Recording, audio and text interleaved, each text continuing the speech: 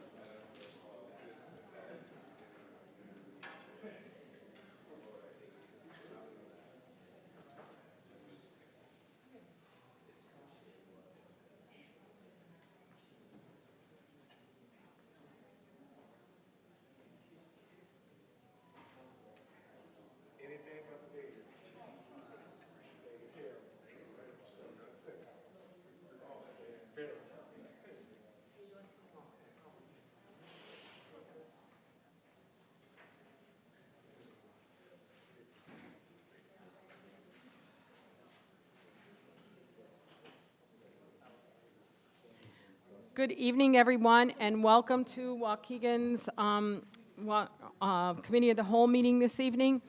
For those of you who don't know what this meeting is, this is not a council meeting. This is a Committee of the Whole, and we are discussing different ordinances or changes in ordinances. So I'm going to put some ground rules forth of how this committee works, and then we will make a motion for that. Okay. We'll do the roll call first. There's going to be two aldermen that are a little late. Madam Clerk, can you do that? Alderman Newsom. Present. Alderman Turner. Present. Alderman Donilworth. Present. Alderman Florian. Present. Alderman Hayes. Alderman Bolton. Present. Alderman Guzman. Present. Alderman Martinez. Present. Alderman Felix. Mayor Taylor. Present. You have a quorum. Thank you, Madam Clerk. Hey, Mayor, can you make an announcement about signing up for audience time? I don't think everyone, we have a lot of new folk coming. They may not be aware. Okay. So here's some of the ground rules that are going to happen tonight. First and foremost, if you want to speak, you need to sign up in the back. The items on tonight's agenda, except for the first item, are things that the aldermen have brought that they would like to see changes for. And that's what we're discussing, a whole lot of stuff tonight. So, you know, we're going to try and go as quickly as we can on things, but there will be discussion. The purpose of the Committee of the Whole is to allow the public and the aldermen to have inputs and comments on these proposals. The committee, if the committee decides to move this on, it will not be voted on as an ordinance tonight. It'll move to the November 6th next city council meeting. Some things may move on, some things may not. The meeting will start at 6 and end at 9. Since we're starting a few minutes late, we will go until 9:05 tonight. And there's 40 minutes allotted for audience time. So if you're a large group and you're here for one purpose and you want to group your comments together, you can do that. But 40 minutes total time will be what we will allot. And it must be on the agenda. This is not a council meeting, so it has to be just pertaining to what's on the agenda. Can I have a first and a second to adopt those rules? So move. Second. Second by Alderman Turner. Yes. And good evening. Got to hold it down. Good evening, Mayor. If I might add, one of the things, just it makes sense to do if we were going to need 5 votes tonight to move something forward to the council, because otherwise, it's just an indication that if it doesn't pass out of committee, I mean, everybody on council is here tonight theoretically. So we're going to need 5 votes for something to move forward. The mayor does get to vote tonight. Okay, we've got a motion on the floor to adopt the ground rules, the rules of procedure. Can I have a roll call, please, Madam Clerk? I'm sorry, who's the second? Turner was the second, Floyan was the first. Alderman Newsome. Aye. Alderman Turner. Aye. Alderman Donaworth. Aye. Alderman Florian. Aye. Alderman Bolton. Aye. Alderman Guzman. Aye. Alderman Martinez. Aye. Mayor Taylor. Present. Can we please rise for the Pledge of Allegiance?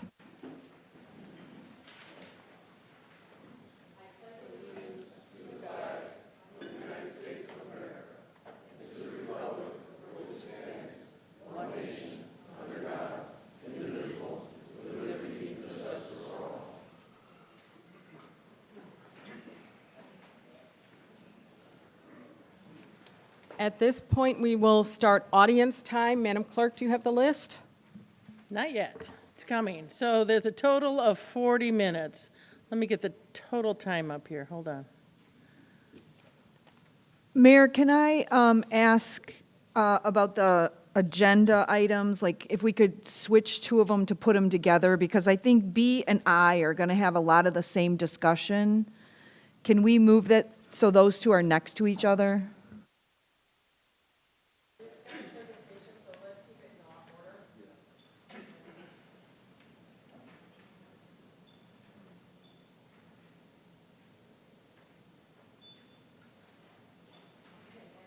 Madam Clerk, how many speakers do we have? You have a few of them, but I'm trying to set up the 40 minutes. Okay.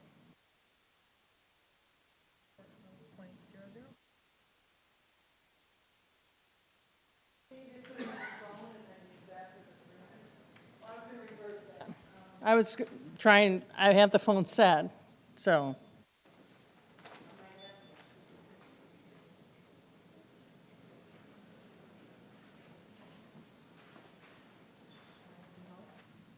And again, since there's 40 minutes total, we're asking if you please, if you don't need 3 minutes, please don't take 3 minutes.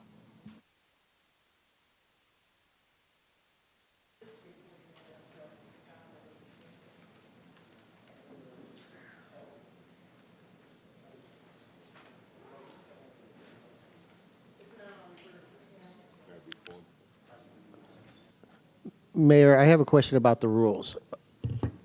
Yes. Okay, since theoretically there's 10 people, how does it work with a tie? So who does the tiebreaker, or it just moves forward? If what? If it's a tie? Yes. We shouldn't have a tie. 5 and 5 is 10. Because we have 9 aldermen plus the mayor is 10. So there might be a tie. So for tonight's, so you're asking about the votes? Correct. Yeah, so 5 or more votes, the item will move on to council. Anything less than that, it will not. Okay, sounds good. Thank you. Okay, you have 3 minutes total. You don't have to take 3 minutes. For expediency, I'm going to call the first 5 people. Please go to the east side of the room, and then when I call your name, please get up, and especially state what you're here for, because it has to be germane to what's on the agenda. First 5 people: Jordan Jobowak, Anthony Wilson, Peggy Wilson, Rayon Edwards, Edward Flores. Jordan Jowak, Anthony Wilson, Peggy Wilson, Rayon Edwards, Edward Flores.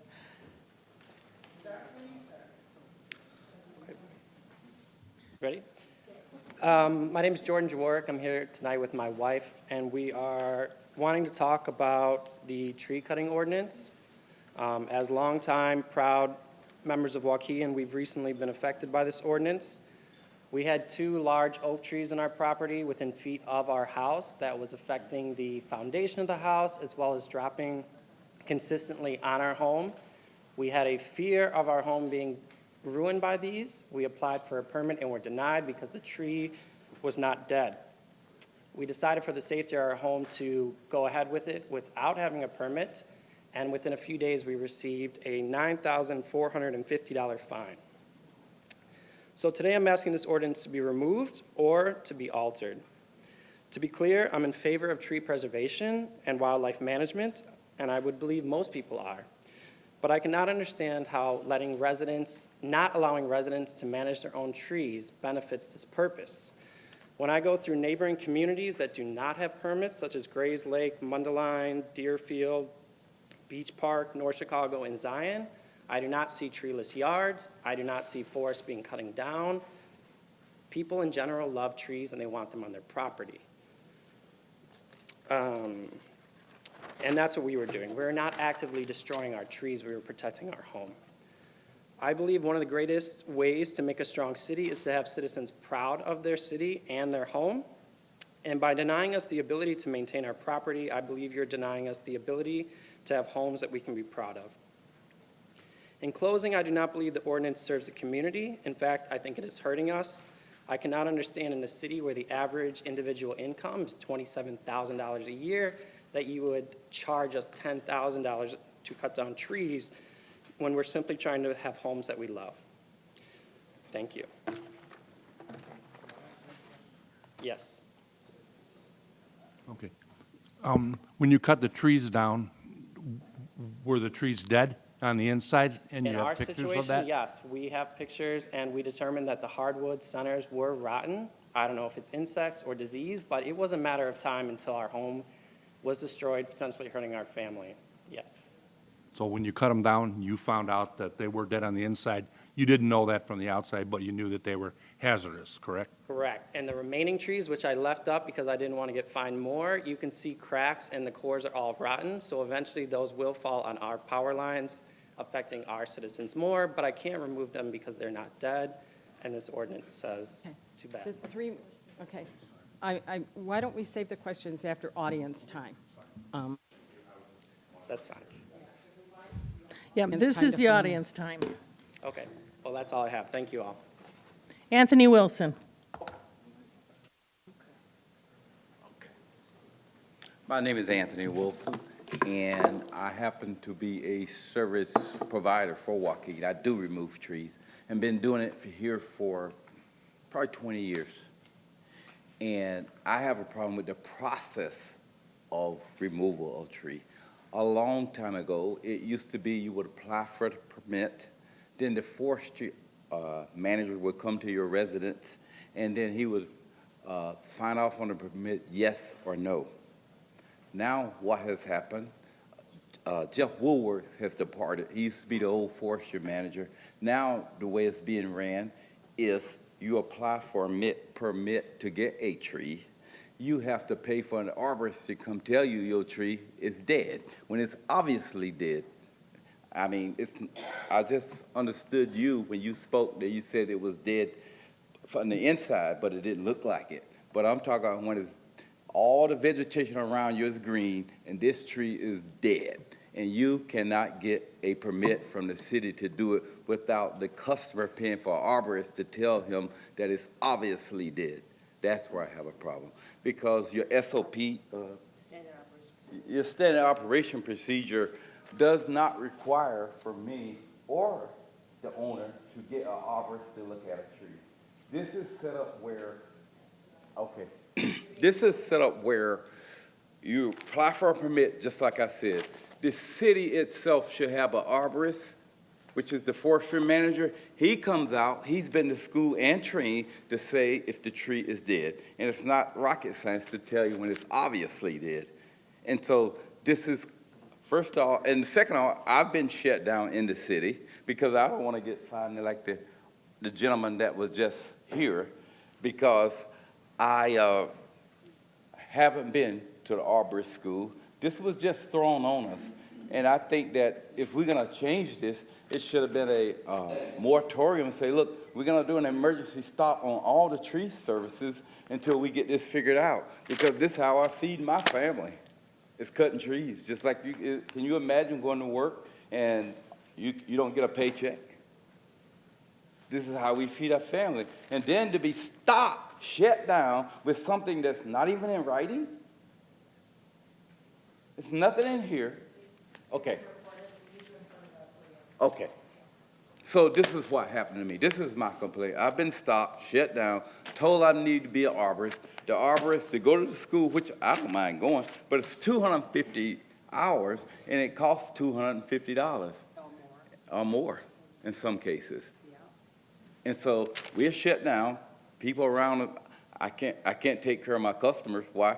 Because I'm not arbor certified to tell you the tree dead. I only Thank you, pick 'em Mr. down when they Wilson. dead. Thank you, Mr. Wilson, and my neighbor. All right. Peggy Wilson. Thank you, I'll take the glasses. Thank you. Hello, I'm Peggy Wilson. I live on 4th Lane in Waukegan. And I am all in favor of this, okay? I don't want to see this abolished. Love trees, I think that we need to plant them and take care of them. However, let me say, oh, my bad, sorry. It's not being implemented properly, okay? I feel that the leadership should lead with the knowledge and understanding of what needs to be done, okay? Who's checking to ensure that everything is being done according to the American standard, American national standard?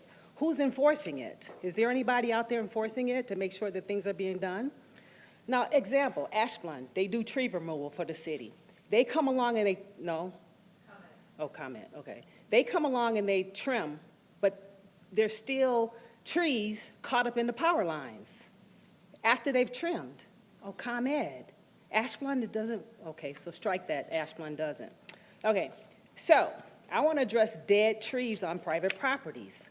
All up and down the street, I can ride, my husband and I can ride, we see dead trees, on private property, dead trees, dead trees, dead trees, right? However, dead trees are hazardous to the homeowner, to the neighbor, to the public, to the power lines. If you got a dead tree over a power line, it needs to come down, right? Should we have to wait up to 14 days sometimes to get a permit to take it down?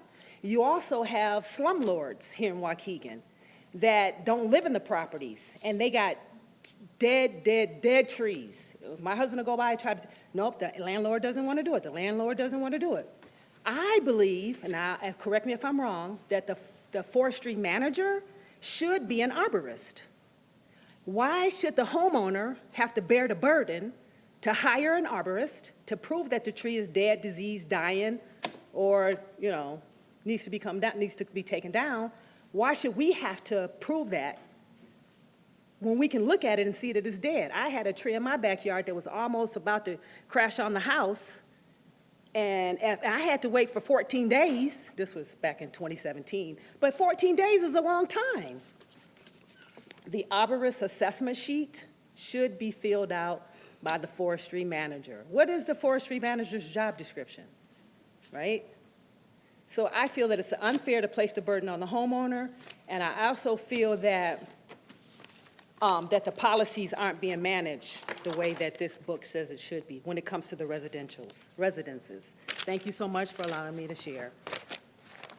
Thank you, Ms. Wilson. Mr. Rayon Edwards.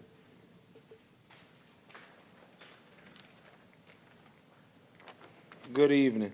First and foremost, I want to say you guys got to do a little bit better with putting this information out, letting us know when things like this is going on. Unfortunately, everybody don't watch the city council meeting, and everybody don't have the opportunity to get here, right? But when we're talking about making these type of changes to the ordinance of the city, you know, that don't affect a lot of you guys, especially you, Mayor. You're all the way on the outskirts. You hear me? So a lot of these things ain't gonna affect you. I see we talking about parking. You know, we look at the 200 and 300 building. They have no parking, but we're writing tickets on those residents all the time. We talk about the noise ordinance on here. Y'all gonna do something with that. What is the purpose of having one if we're never enforcing it? We never enforce it. And unfortunately, I hate to use a race as a situation here, but when a crowd of black folks, 5 or 7 of them get together, you hear about 20 sirens.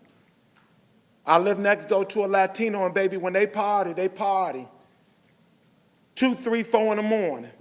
I don't see no sirens and no cars or nothing. We got to stop acting like we don't see these things and these things is not happening and we steady overlooking them. And we're talking about changing these ordinances and especially with this noise one. So now you finna be having our police go all the way out here. How many of you guys have educated yourself on this Safety Act that have drastically changed the laws and the way the police are able to do their job? Sometimes I'm often wondering, do we even have leaders here in this city? Mayor, what have you done? It's almost like you came in there saying change, but it's been chaos. Lots of it. We have inexperience on this council causing more chaos. Lots of it. But the one thing that was striking to me that I didn't see on this agenda that needs to be put on there eventually, when there's a public meeting, it's for the public. You guys do more talking than we do. How are you only giving us 3 minutes, but y'all get 15, 20, sometimes 40? It's disgusting. You aldermen have access that we don't. Y'all can call a department head and talk to them. Y'all get these agendas, so questions that y'all have and information you need to know, that's something you need to find out before you come to this meeting. These meetings is our time to communicate, to find out what's going on and to ask the questions that we ask. So when we're talking about changing something, next time, please, let that be the first thing on the agenda. Thank you. Thank you, sir. Mr. Eduardo Flores. Jasmine and Sam Rodeo.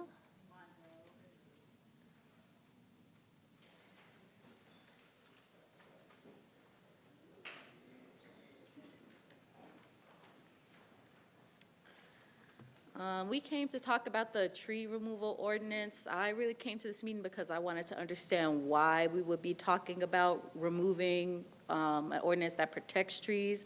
But given what we've heard from the homeowners, I understand that situation, and I do think there needs to be some type of change in what that process is, or even just sticking to what is apparently written in their standard operating procedure about what is supposed to happen.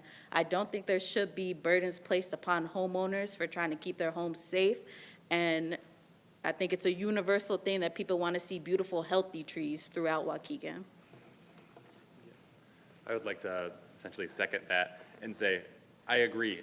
It really shouldn't place a burden on the homeowner in cases where they actually do need a tree removed.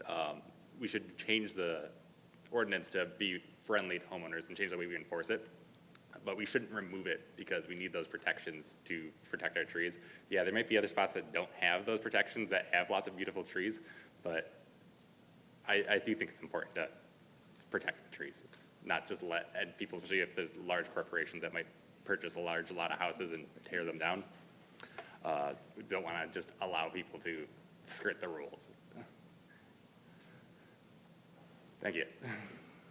Make a motion to seat Alderman Hayes. I'll second. Thank you.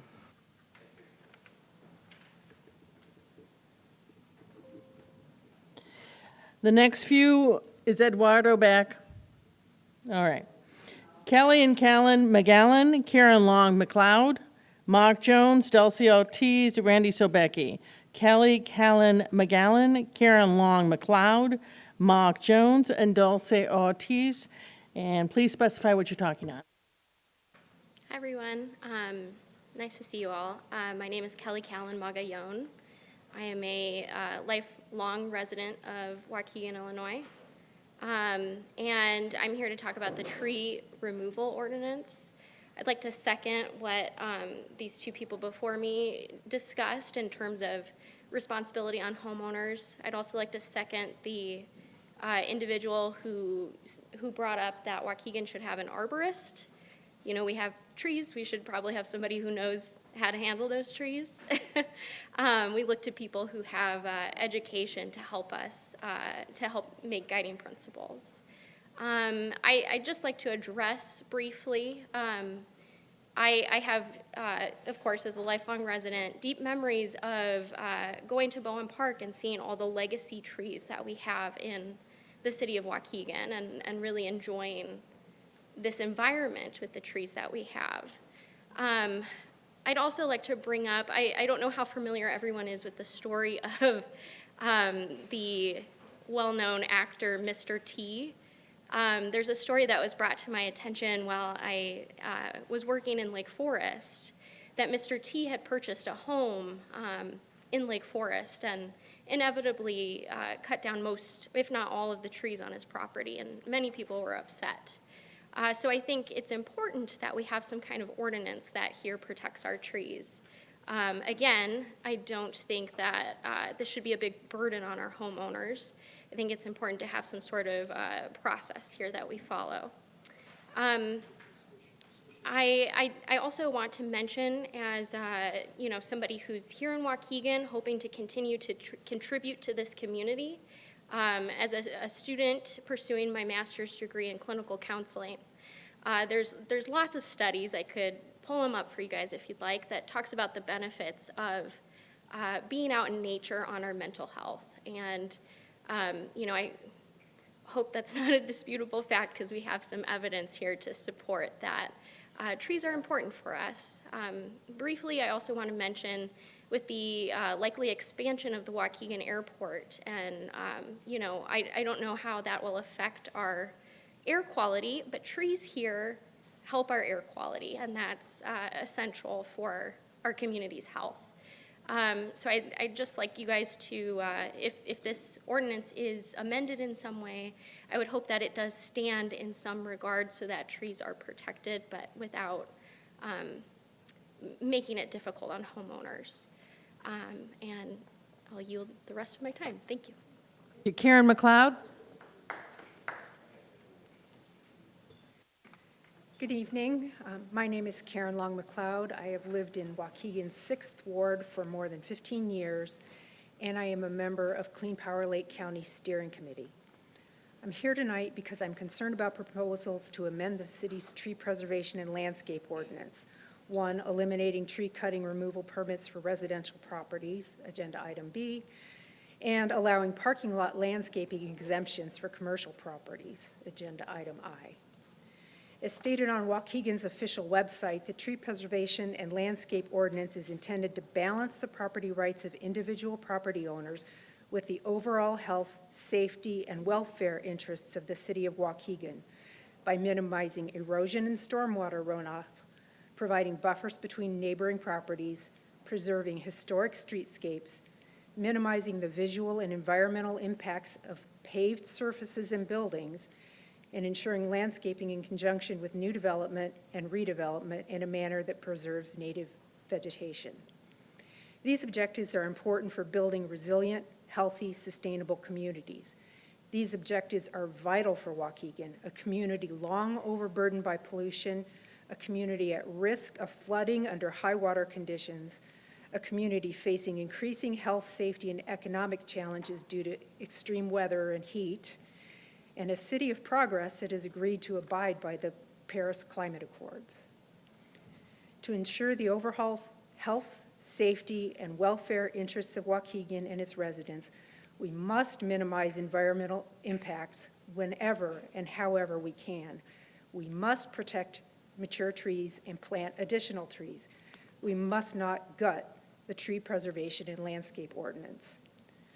I understand that there may be some administrative issues related to permit turnaround times or approvals. Those are not good reasons to gut the ordinance. Those are reasons to look at the process and fix it. And furthermore, I feel that there's absolutely no need to fast-track changes to the tree ordinance at this time. The city of Waukegan has already begun the process of updating and modernizing its zoning, subdivision, sign, and tree and landscape ordinances to create a unified development ordinance. Thank you for your time and consideration. Thank you, Karen. Mark Jones. Mark Jones. Mark Jones. Hi, I'm not Mark Jones. Dulce. He is out ill, but he did send a statement, so I didn't know whether I could read it on his So behalf. go right ahead, Dulce. You're next. Okay. So this is from Mark Jones, Waukegan Township Supervisor.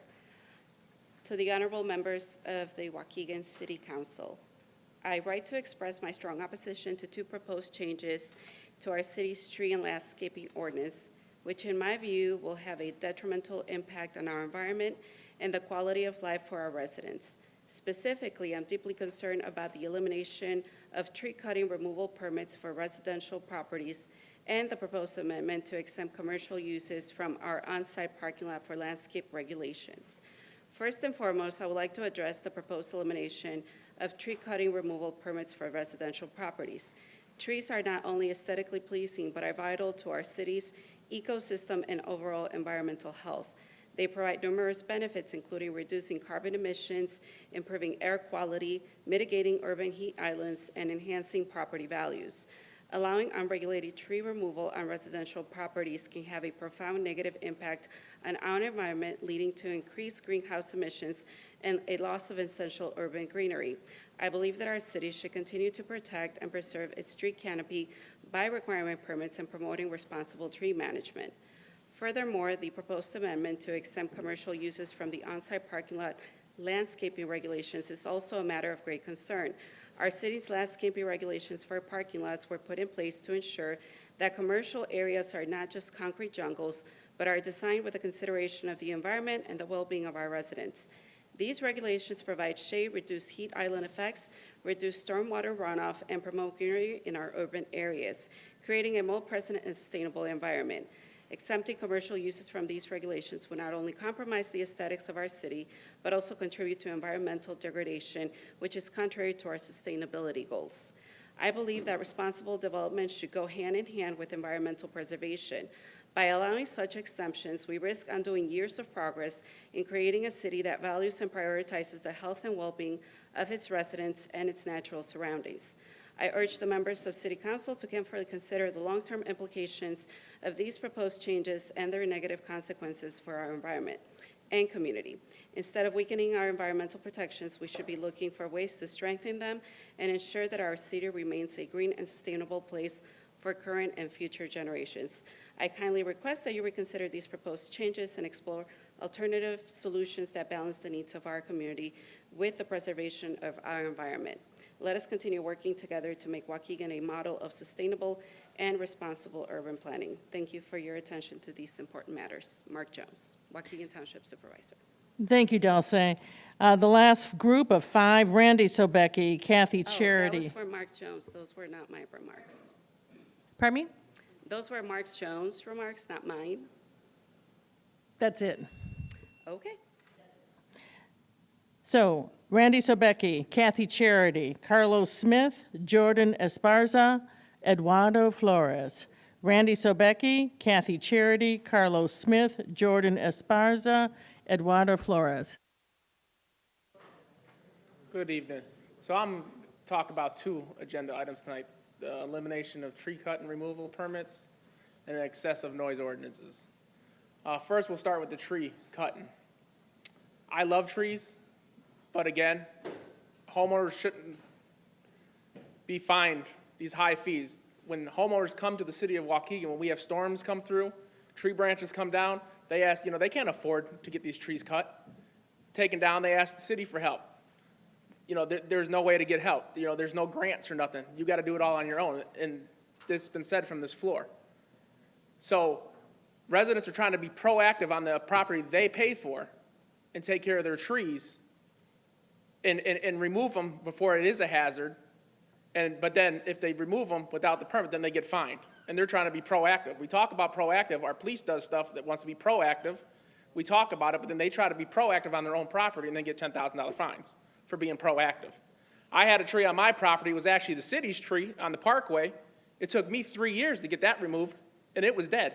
Every time a little rainstorm came through, big branches were falling in the street, and it is a hazard. There's a sidewalks there, kids playing. It took 3 years to get that removed. I've planted new trees on my property. Maybe that's part of the ordinance. If you cut down a tree on your property, you have to plant a tree somewhere on your property. That's one of the issues. And then the other one is the excessive noise ordinance. Like Mr. Rayon Edwards said, what's the point of having it if we don't enforce it?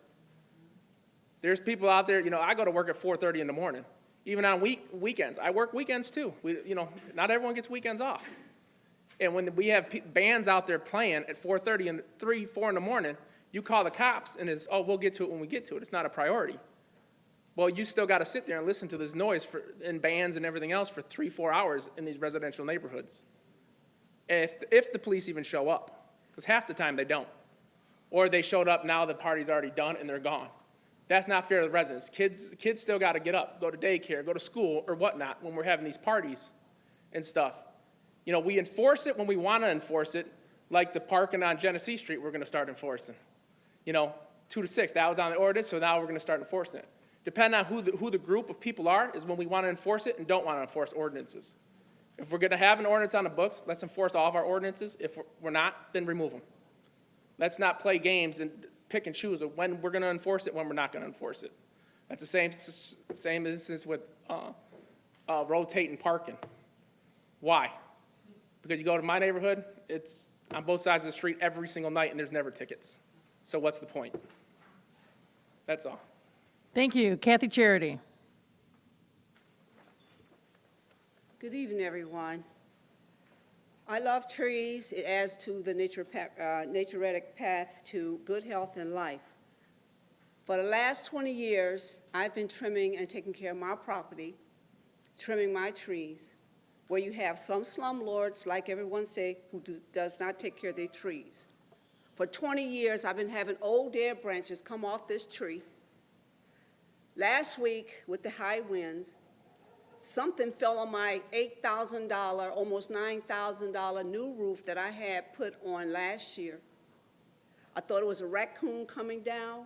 It was my neighbor's old raggedy tree. I got up in the morning, branches are everywhere.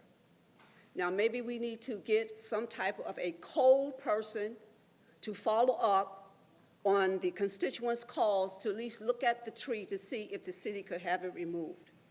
I contact the neighbor, which we should do first, communicate with the neighbor, and he said, okay, I'll get somebody to get it. Okay, somebody like who? Is it going to be one of his buddies? Are more branches going to fall on my house? I got branches all in the gutters. I took pictures. I also have a video.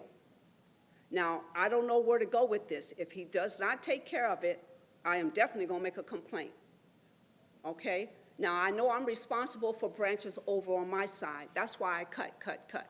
Not mentioning he had these little things that look like little walnuts all in my gutters. I've been doing that for 20-some years. I'm done. I'm tired. I'm done. I'm tired. And the city needs to get out to examine these diseased trees to see if the city could take it down. Green trees, I don't mind green trees. Old trees, that's a hazard. That thing, that stick that was about 8 feet long to hit my roof, it could have came through my window pane. Okay, now the noise ordinance. Noise ordinance, yes, that noise have to stop. Not only do you hear bands, I hear tubas. Doom, doom, doom, doom, doom, doom, doom. It sounds like the movie on Halloween. It's like I'm hypnotized through that. It needs to stop. Speeding cars, it needs to stop. Not mention gunfire. We know that needs to stop. So I'm just hoping that somebody a code person you could set aside for a code person to follow up and say, okay, yeah, that tree is dead. Maybe the city can take that down I'm concerned about my neighbor having somebody come over there. I don't know if they're professionals or not. And that's all I'm saying, so that's it. Carlos Smith. Following will be Jordan Esparzo, if you want to be ready.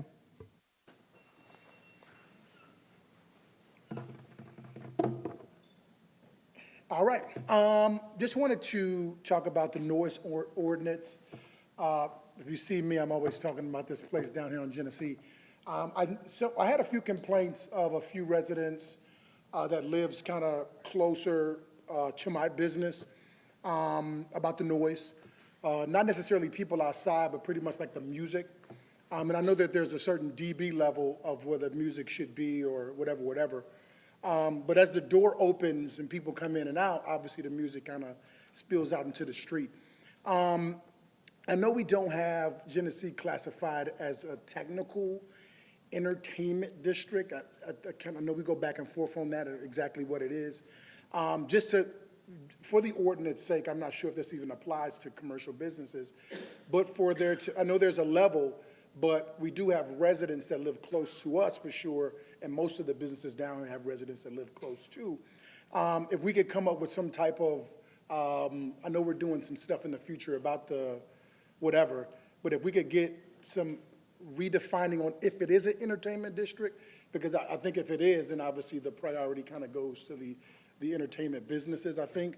No one's being disrespectful to those residents though, but we know that Genesee is changing into a different feel of more businesses and nightlife type of thing. So just something to look forward to. I don't know if that ordinance applies to me or not, I don't know. But I just wanted to make sure that I bring it up, that a few residents did. I do communicate with the residents and say, you know, we'll keep it down or whatever, but yeah, I don't know if that applies. I just had to say that publicly. Thanks. Thank you. Jordan Esparza.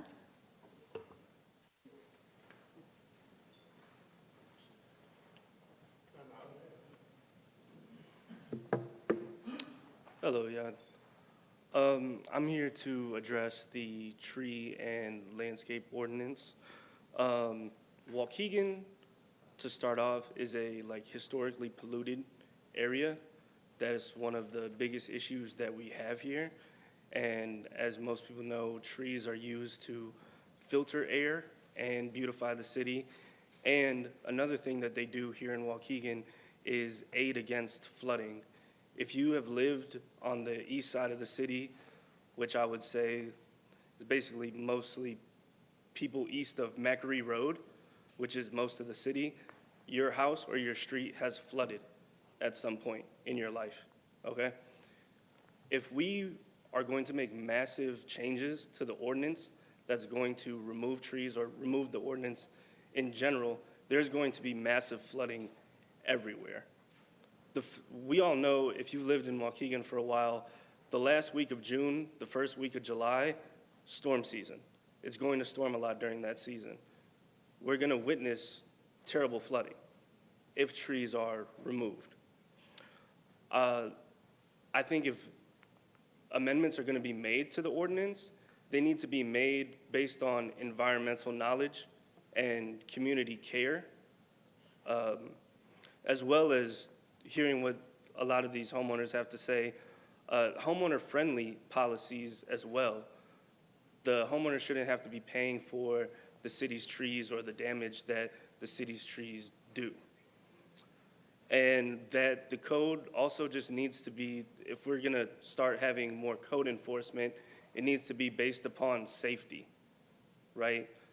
As someone previously mentioned, a big branch falling onto the roof, that's hazardous, that's dangerous. If it doesn't land on the roof and land somewhere else, it could hurt somebody. One time, I witnessed a whole tree across a road.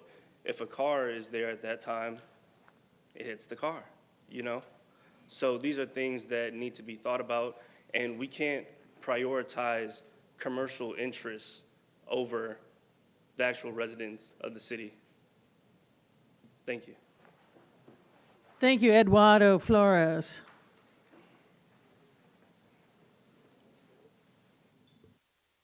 I will be sharing comments from Dulce, who was unable to speak. I don't know why you guys didn't let her, but okay. My name is Dulce Ortiz, longtime resident of the city of Waukegan and a commissioner of the Illinois Environmental Justice Commission. I'd like to note that I'm one of the proponents of these amendments. Alderman Felix is not present. Sorry. Although one of the proponents of these amendments, Alderman Felix is not present and did not hear community feedback. I am here to express my deep disappointment and strong opposition to the proposed changes regarding tree cutting removal permits for residential properties and the amendment of the city landscaping ordinance to exempt proposed commercial uses from compliance with the city's required on-site parking lot landscaping regulations. These changes have detrimental effects on our environment, public health, and social well-being, and most importantly, negative financial impacts on the city and its residents. This process not only feels rushed, but the proponents of these amendments are not taking into consideration the negative impacts their amendments will have on our city for years to come. We cannot ignore the potential financial burden placed on the city and its residents on the increased flooding resulting from reduced greenery and inadequate landscaping. Flooding can lead to costly property damage, increased insurance premiums, and the need for expensive infrastructure repairs, which the community and local businesses would bear. As steering committee member of Clean Power Lake County, we have fought for more than a decade to ensure our families and our children live in safe and healthy environments. What we've learned along the way is to ensure that there's dialogue and open communication. There's a need to go through a process of review and feedback from community members when drafting and finalizing policy. That's what makes good policy. I do agree with the previous speakers that dead trees should be taken down at no expense to the residents. I do agree that penalties should not be a heavy burden on the residents, but I don't agree in giving free rein to residents and businesses to do whatever they would like to do on their property. Trees play a crucial role in mitigating the adverse impacts of climate change. We are experiencing more devastating climate disasters, more flooding, and increased insurance costs. Our community can't continue to bear the costs. The negative environmental, health, and social impacts of these proposed changes are evident. Our community values a high quality of life, which includes green spaces and healthy urban environment. These changes compromise our shared vision for a more livable, vibrant, and inclusive city. I respectfully request that you oppose the elimination of the tree cutting and removal permits for residential properties and the amendment to exempt commercial uses from on-site parking lot landscaping regulations. Let us continue working together to create a sustainable and resilient city that benefits current and future generations. Comments from Dulce Ortiz. Mayor, that concludes the sign-up sheet of those who wanted to speak. Yeah, and I just want to clarify, you may not yield your time, which is why there was one speaker who asked to speak again. It's one speaker per individual. You cannot yield your time to have a speech on behalf of someone else and then use your 3 minutes for yourself. I'd like to put a motion to seat Alderman Felix. Second.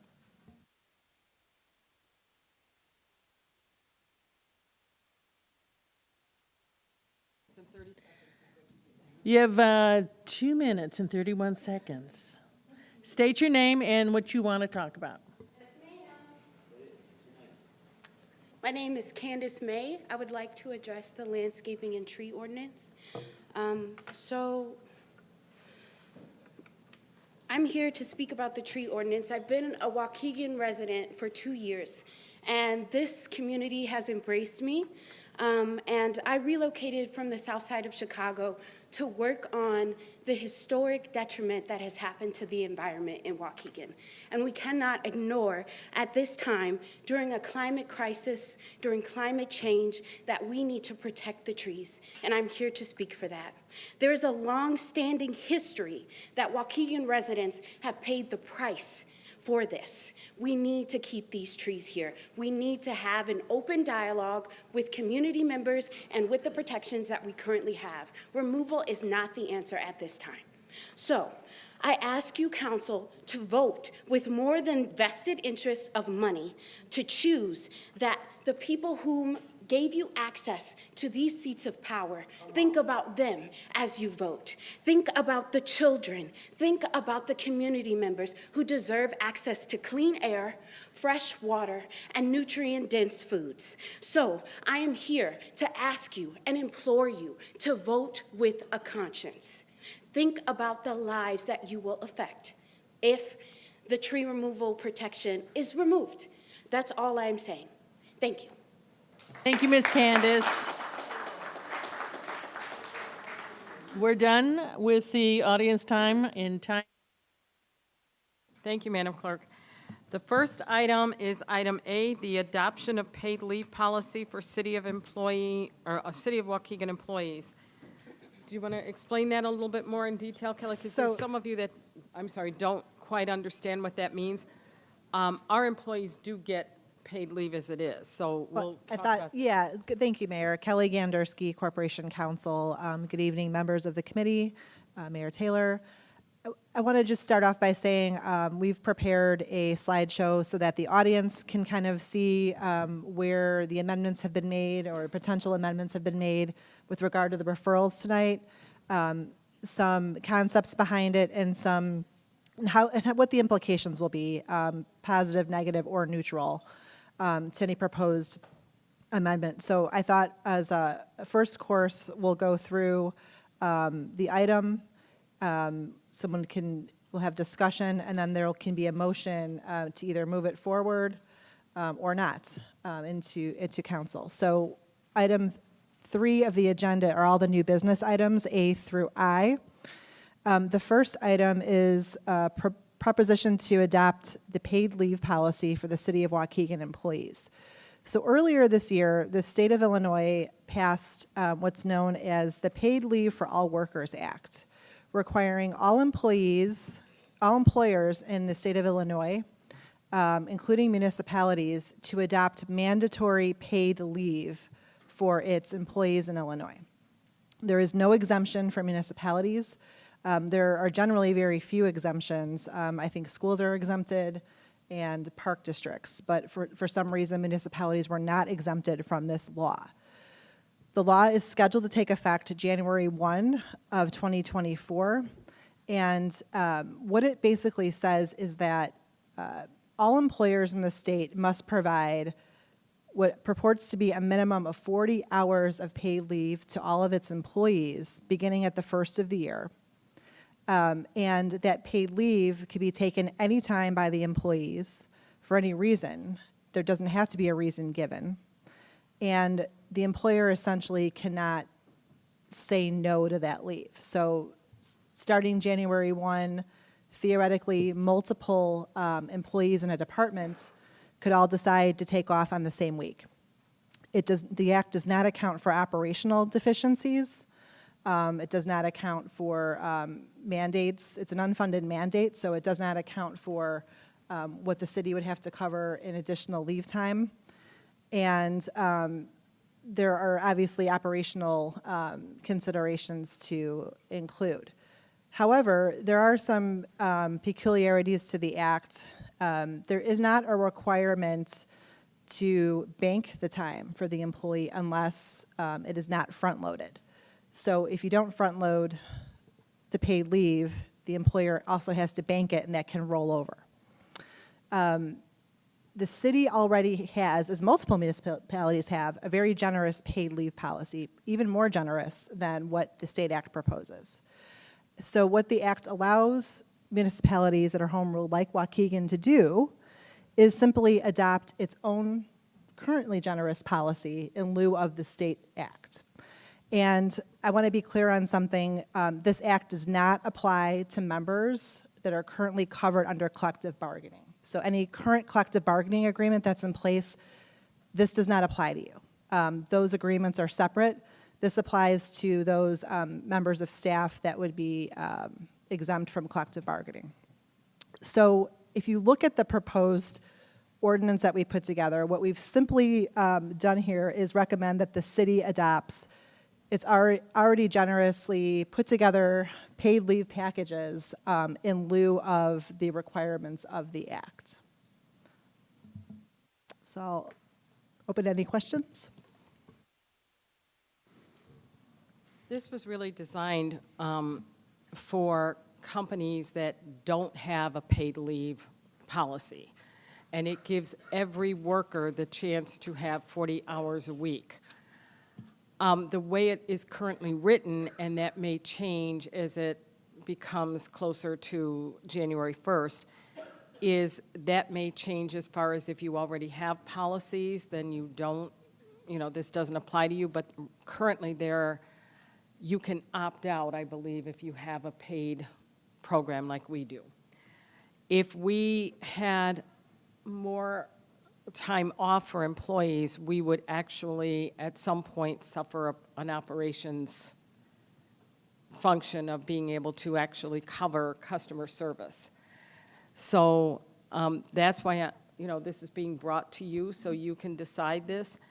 But the policy is actually, like I said, there are some places that, many of you may work that you don't get paid leave at this point in time. And so this is to protect workers. But if you already have paid leave, it's additional time. And so that's what this is about. Anything that we missed in talking about that? I'd like to make a motion to adopt the city's current leave policy in place in lieu of any additional policies mandated by the state. And I'd second that. So the motion is to move this proposed ordinance forward then to council. Correct. Yes. Roll call? Alderman Newsome. Aye. Alderman Turner. Aye. Alderman Donnerworth. Aye. Alderman Florian. Aye. Alderman Hayes. Aye. Alderman Bolton. Aye. Alderman Guzman. Aye. Alderman Martinez. Aye. Alderman Felix. Aye. Mayor Taylor. Aye. Taylor. Motion passed. Item B, the elimination of the tree cutting removal permits for residential properties. I will give a little bit of background on this and why this has suddenly come up. So this ordinance was put into effect on July 7th, 2005. So unfortunately, there's only one alderman who was here in 2005 when this was voted in. The reason for it was twofold. One was you mentioned the things that had happened in Lake Forest. But the other thing is that we were encountering a lot of people who wanted to extend their driveways and did a weekend thing of chopping down trees and expanding their driveways without permits, which now creates flooding issues in our city.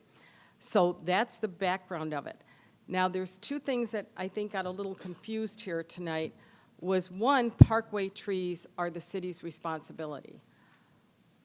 Trees on your own property are your responsibility. And when you're talking about a neighbor's tree coming over, that is a neighbor dispute, not something that the city does. We do not cut trees down on personal property. Anybody, Noel, I'd like to bring you up quickly and talk to me about how many trees we have lost, because I don't remember the number, and you know this number by heart. We'll talk first about the ash tree, or the ash borer. I don't know the numbers for all of the different. The number that I had mentioned to you was during the summer of 2011, when we had the storms, and those folks who were around will remember a lot of Waukegan had power out for about a week. We were all very impacted, saw trees down all over town. During those storms in July of 2011, we lost 3,000 trees in Waukegan in one summer, 1 month really, the 3 back-to-back storms. It was significant. Noel, can I ask a question? Yes. So currently, the city of Waukegan, I wanted to ask this early on, do we have any kind of funding for planting new trees? Director Garland from Public Works has been talking to Morton Arboretum about grant programs for that kind of thing. And I'm working also with Morton Arboretum. You'll all see flyers around for a presentation we're having soon. Please come. But currently, there's no like funds, right, for? No direct city funding at the present, unless Public Works has something I'm not aware of. No. Okay. Okay. Thank you. And getting grants is difficult, or it has been difficult for years. As Alderman Newsome knows, we've had a difficult time. But generally speaking, if, like, say, Morton Arboretum gave us donations, generally, you fare better if you have a tree ordinance. We can't hear you, dear. Oh, I'm sorry. Generally speaking, you can get donations if you have a tree ordinance. It's easier. It doesn't guarantee anything. You don't get a lot of grant money for trees in communities. You just don't. But if you happen to have something, you have a better chance if you have a tree ordinance in place. We have the next slide, please. But I think the tree ordinance specifies that if you cut a tree, you get a permit to cut a tree down on your property, that you're either required to plant another tree on your property or pay the city $100, which will be used to plant a tree somewhere else in the city. That's Is that correct, right? Alderman. And in fact, can you go back to the last slide, please? This is the current, I think you're one ahead of me. There we go. Those are the current provisions under Article 3, Chapter 22. Kelly, I was a little confused by this bullet 2. Tree protection zones include front and corner side yards of private property, but does not include 1, 2, or 3 family dwellings. Correct. I'm in a 1-family dwelling. My neighbors across the It's like street. a in 3 2 flat. family. So it doesn't. It sounds like it doesn't. Tree protection zone doesn't apply to houses anyway. It applies to single-family homes. It wouldn't apply to like a 2 flat or a 3 flat. And it says 1, 2, or 3 family dwellings. Oh, that might be a typo. And legal counsel, I have a question as well for the fees. Mayor, may I? What, Alderman Turner, private property is any property that's not public property. So commercial properties are private properties, residential properties of all sizes are private properties. So this is saying that single-family, 2-family, and 3-family properties are not included in what's considered tree protection zones. Apartment complexes, commercial properties, et cetera, would be as private property. Does that clarify that? Absolutely. Thank you very much. And actually, the ordinance does say, except for lots for 1, 2, and 3 family dwellings. That might have been a typo in the ordinance from back when. And then it says right there, removed trees must be replaced. There's a fee for cutting. The permit is not free. It's a $1 fee. I think we haven't been charging that. Not enforced. Penalty for violations. $10 a tree for each permit not obtained. Is that, am I reading that right? oh, that goes to my question. So we adopted Lake Forest's ordinance, right? Do we adopt their fees as well? I don't think we adopted the whole thing, but we adopted similarly, yes. Do those fees mirror our demographics here in this city? I think they're lower than what Lake Forest were, but not, they might be higher than other communities. I don't think the fee schedule was done. I know the aldermen at the time, when they voted on that, they wanted the fees to be hefty because so many people were cutting down trees and extending their driveways, making it so that we just didn't, it was changing the floodplain of things. Can I add something? It wasn't really, extending the driveways, but what they were actually doing was making parking lots out of their backyards. And it eliminated the drainage, and it caused flooding for their neighbors. The water didn't have any place to go. So it would flood their neighbors. They wouldn't be flooded, but it caused problems for their neighbors. So that's why this ordinance was implemented. And not only that, cutting down trees, they were also not only parking, they were altering their landscape where it would cause flooding to their neighbors on either side, backyard. I have an incident that was over on Grove Avenue, never got a permit. They took down every tree in their backyard. They didn't get a permit to put an in-ground pool that they had to put over the house in order to get it into the backyard. And it still caused flooding for the people that live behind them as of today. They could not even mow their backyards in the summertime because the ground stayed soggy. So I agree with some of the things need to be altered with the ordinance, but I don't think it needs to be done away with. I'm sure that you should be able to do what you want on your property, but there's guidelines that should be taken. We haven't charged for a permit, but in order to, you may not understand exactly what you're doing when you do those things. You may not understand that you're creating a problem for somebody else. So I think coming out to assess your property and what you want to do as far as taking down trees, I do believe that an arbor or whatever it is, arborist, we should not be requiring the owner to get an arborist and have to pay for it. I think if we have someone that comes to the city and asks for a permit, they should be able to come out and assess whether that tree is dead or not. We shouldn't have a third party that has to come out and take care of that. Also, I think you should be able to use common sense. For that incident that came, the resident that came up there, if there's a tree at my front door, that should be a no-brainer. I don't care if the tree is alive. It should be taken down because it's causing problems for the homeowner. I have a tree on the side of my driveway.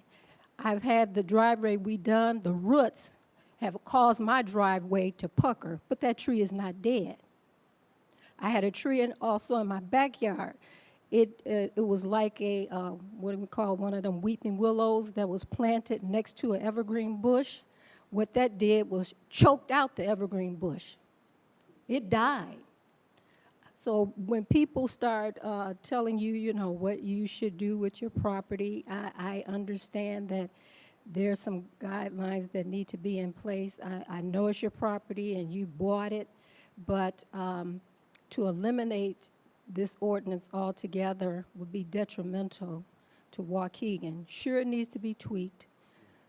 Some of the fees need to be tweaked, where if you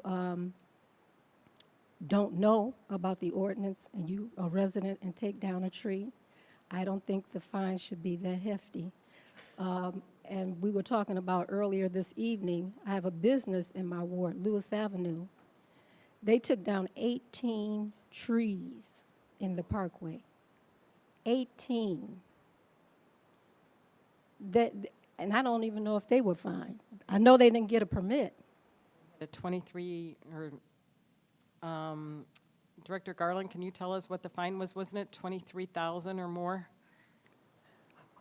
Well, they say that they're going to replant some trees, so hopefully they come through there, but that's city property. Parkway trees, that's city property.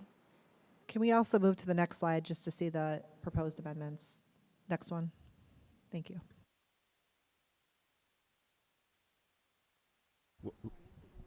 Do you remember what the fine was on that? I'm sorry? I think she asked, the mayor asked, do you recall what the fine was for Tony's Well, Fresh Market? we don't They need cut to down name all the those trees business, on but Lewis? yes. It was around 22,000, somewhere up in there. However, we did win that case because they didn't receive a permit, and the judge granted them from what we presented. She went even lower, but we did win the case, and it came out to like 19,000 and something. They are replanting the trees, though, aren't And they? they're going to replant the trees, correct. Okay. Hey, before you go, Chris, real quick, don't we have, isn't Eddie an arborist? Isn't he certified? He's not an arborist, but he was trained by the foreman that was an arborist before he retired. And we are working on getting the arborist. Like we said, we have some things in this ordinance that we need to tweak, and we're doing that right as we speak. Okay, great. But we will not tolerate not going by the ordinance. If I may, Mayor, I think there's some misconceptions here. No one's advocating for a clear cutting of trees, and all of us, I think, we like trees. Everybody likes trees, right? And the way this came about real quick is we had two different people who were fined approximately $10,000 for removing 2 trees on their property. Those trees were causing potential damage. They were hindrance to entrance to the property, uplifting the driveway in one case, and impacting the foundation of those 2 homes, right? So they, one had a contractor who forgot to get the permit, and it was found out later when he got a permit to repair the driveway. That's when the city noticed, hey, you cut those trees, $10,000 fine. The other, I'm not sure what the circumstances were and how that process, what they were doing, but I'll take Mr. Jerwick at his word. So, all right. Then some information I want to provide. I don't think anybody thought of this. I didn't think about it until 4 o'clock this morning, and I didn't call Chris at 4, but I called him about 8 o'clock, and I said, hey, Chris, can you find the numbers of permits that were pulled or requested since January 1st of this year till today, and that's what he provided me. There were 270 permit to cut the tree. 270 permits were requested. 9 were waived. Correction, 10 were waived. Because they didn't need it. Yeah, you don't need a permit, so waive that. And then 1 was denied. One of the 200, and then 1 was referred to the Planning and Zoning Committee or Department for review. So 270 of the 270 that were requested, maybe 268 were cut. And then additionally, I don't know if you have this number. Again, I apologize for not thinking to ask, but I know we've cut dozens of city-owned trees in the parkways this year alone. By my count from this list, Chris, I count 14 that were cut, private trees cut with a permit in the 6th Ward. So anyway, but we have had a lot of discussion. I've got to tell you, I received several emails and phone calls from neighbors across the city. I think many of us, most of us did, and we heard your comments and considered them.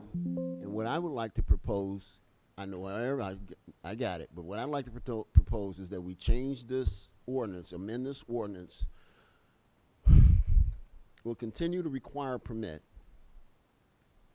with a maximum fine of $500 for the first offense. If you don't get the permit, $500 fine maximum for the first offense, and then a maximum $750 fine for the second and each subsequent offense of not getting a permit to cut the tree on the private property and or the commercial property. I just want to clarify one thing. It's not a minimum $750 fine. It's $750 per diameter. Per diameter. It's Right. 150 And so what I'm asking to amend, strike all of that and say, hey, if you cut the tree first time without a permit, $500 fine. You want a flat fee of $500? $500 fine, first offense. What is it now? It can be anywhere from $150 per inch to $750 per inch. Per diameter, per ring of the tree. Per diameter of the tree. And Chris, can I ask a question? How much has is there a lot of fees that are placed for this kind of in this previous, let's say this current year? Have there been any fees that we had to give out for not pulling a permit? Is that common? Yeah, we have, and like I said, we just started getting this this ordinance rectified to, These are the first two big. Start seeing it through. Well, if I just may make an observation, it sounds like the concern really is perhaps the fine, but also maybe an exception for a dangerous or hazardous condition where a tree is about to fall on someone's roof. Can I also add something, because he mentioned the contractor. When can we start holding contractors accountable? We have so many contractors in the city that know the rules and bend them anyway. So can we put something in this ordinance for the people out there, whoever it was, who said, we thought our contractor got the permit and they didn't, and then now the homeowner's faced with this fine. Why can't the contractor be held accountable? They are the ones who know. They're doing business in the city. They know the rules. They know they're supposed to get a permit. The problem with that is, there's one little problem in that, is the resident hires the contractor. We don't necessarily, they're not one of our approved contractors. We don't know that they've hired the person. What if this is a fly-by-night contractor that they've hired and then we've got to intervene in the middle of it? How do we know where this person is? Sometimes they get a guy that has a side job business and they've done it on a weekend and we don't know any, how do we track that business down? I agree with you in theory, it's just I'm not sure how we can practically do it. Do other communities do this, Kelly? There's other communities, I know Evanston will, they have in the past prosecuted against landscape companies that have violated the leaf blowing ordinance. What we might possibly do is make it an or, homeowner or contractor. My suggestion, if the committee is willing to indulge me, is it sounds like we've got a little bit of work to do on this. My suggestion is that, we meet with Alderman Turner, since this is his referral rework this a bit and bring this back to a committee before council, so that way we can all be on the same page. I agree with that, Kelly. I second that, I'd also like to yeah. include Alderman Newsom in that discussion, and if there's any other, one other alderman, Mr. Felix. Alderman Yeah, Felix. but Can the three aldermen and the attorney get together on this? Great, I appreciate it. I Thank do you want, so do much. want to put out, from the first question that I asked, because overall, one of the things that we don't have, and say we don't ever get a grant, right? I mean, this hopeful wishing, right? You know, we will apply for them, will we get them? That's a different story. What I also want to propose is maybe have a portion of the fees that we will receive to go to a fund to plant more trees. That's something that I want to propose, and we're moving towards a greener Waukegan. That's a I good think that's already suggestion. part of It the is. ordinance. So one of the things that we've done is in adjudication fees? courses, when, in adjudication court, when these cases have been resolved, the money goes into a tree fund. But that, let me back up a little bit. This has not always been enforced, even though this ordinance has been on the books since 2005. It is now that we are now enforcing our ordinances, which we have not done in the past. So now, when you first start doing it, everybody's like, oh, okay, this is not what we're used to. But there's never been money set aside because that was never collected before. So we are now collecting, and we will use that for trees. And Chris, Well, can you tell me how much we have in that fund? Is it just the 19,000? It will be, yeah, 19,000, Okay. yes. Yeah. And this is only for trees or for that kind of, because sometimes it could go into a fund, No, but no, it's no, not it's specific. it's for trees. It's 4 trees, Yeah. correct. Okay. I also got a suggestion. Okay, I think partial should be for trees. The other partial should be paid for our forestry person to become an arborist, and us pay for the training to have a full-time arborist on staff. That was the plan. That's the plan. Sounds great. Hey, I got one other tidbit of information for you guys. I spoke with Chris Kessler, who's the Director of Policy for Open Lands, and he tells me that Waukegan has a 90% tree canopy. That's pretty awesome. 19%. The 19? I One, misheard him? 19. Yes. Oh, well, that's not so good. I was going to say that's Strike pretty good. Yeah. I just think it's important, before we move on to the next item, I would just like to hear from our engineer, because we did talk about soil erosion, and I think that's something that the committee should really be aware of, is what happens when you cut a tree and what could happen to the land. I think Jesus. May I also make one reminder quickly? This ordinance is part of the Unified Development Ordinance that's already in the works and being drafted and edited as we speak. So I know you've heard me say that repeatedly, but the Unified Development Ordinance process includes folding the zoning ordinance, the subdivision ordinance, the sign ordinance, and the tree preservation and landscape ordinance, all into one Unified Development Ordinance.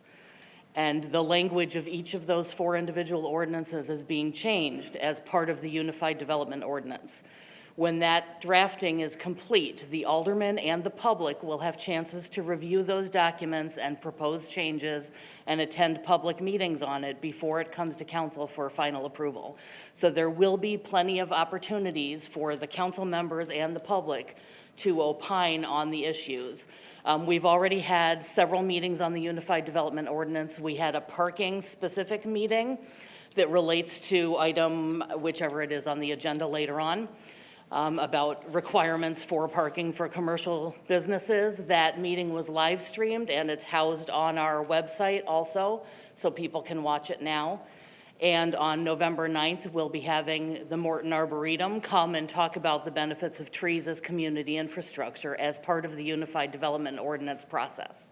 So it is a process. It takes some time, but we're soliciting your feedback and the public's feedback in that process, and jumping ahead and rushing these changes when it's already in an ordinance that we've been working on. We applied for the grant for the Unified Development Ordinance in 2019. We were approved in 2020, budgeted in 2021 by CMAP, and the project kicked off in 2022. We anticipate it will be complete in 2024. It is a process. So if you would think about that as you're looking at these things. We're trying to be comprehensive and look at best practices and the proper models and the proper experts and access those resources so that we're getting code that reflects current best practices, current climate issues, all of those things, and considers public and aldermanic feedback as well. So one of the proposals on here is to have a moratorium on penalties for failure to obtain a permit until the UDO is adopted.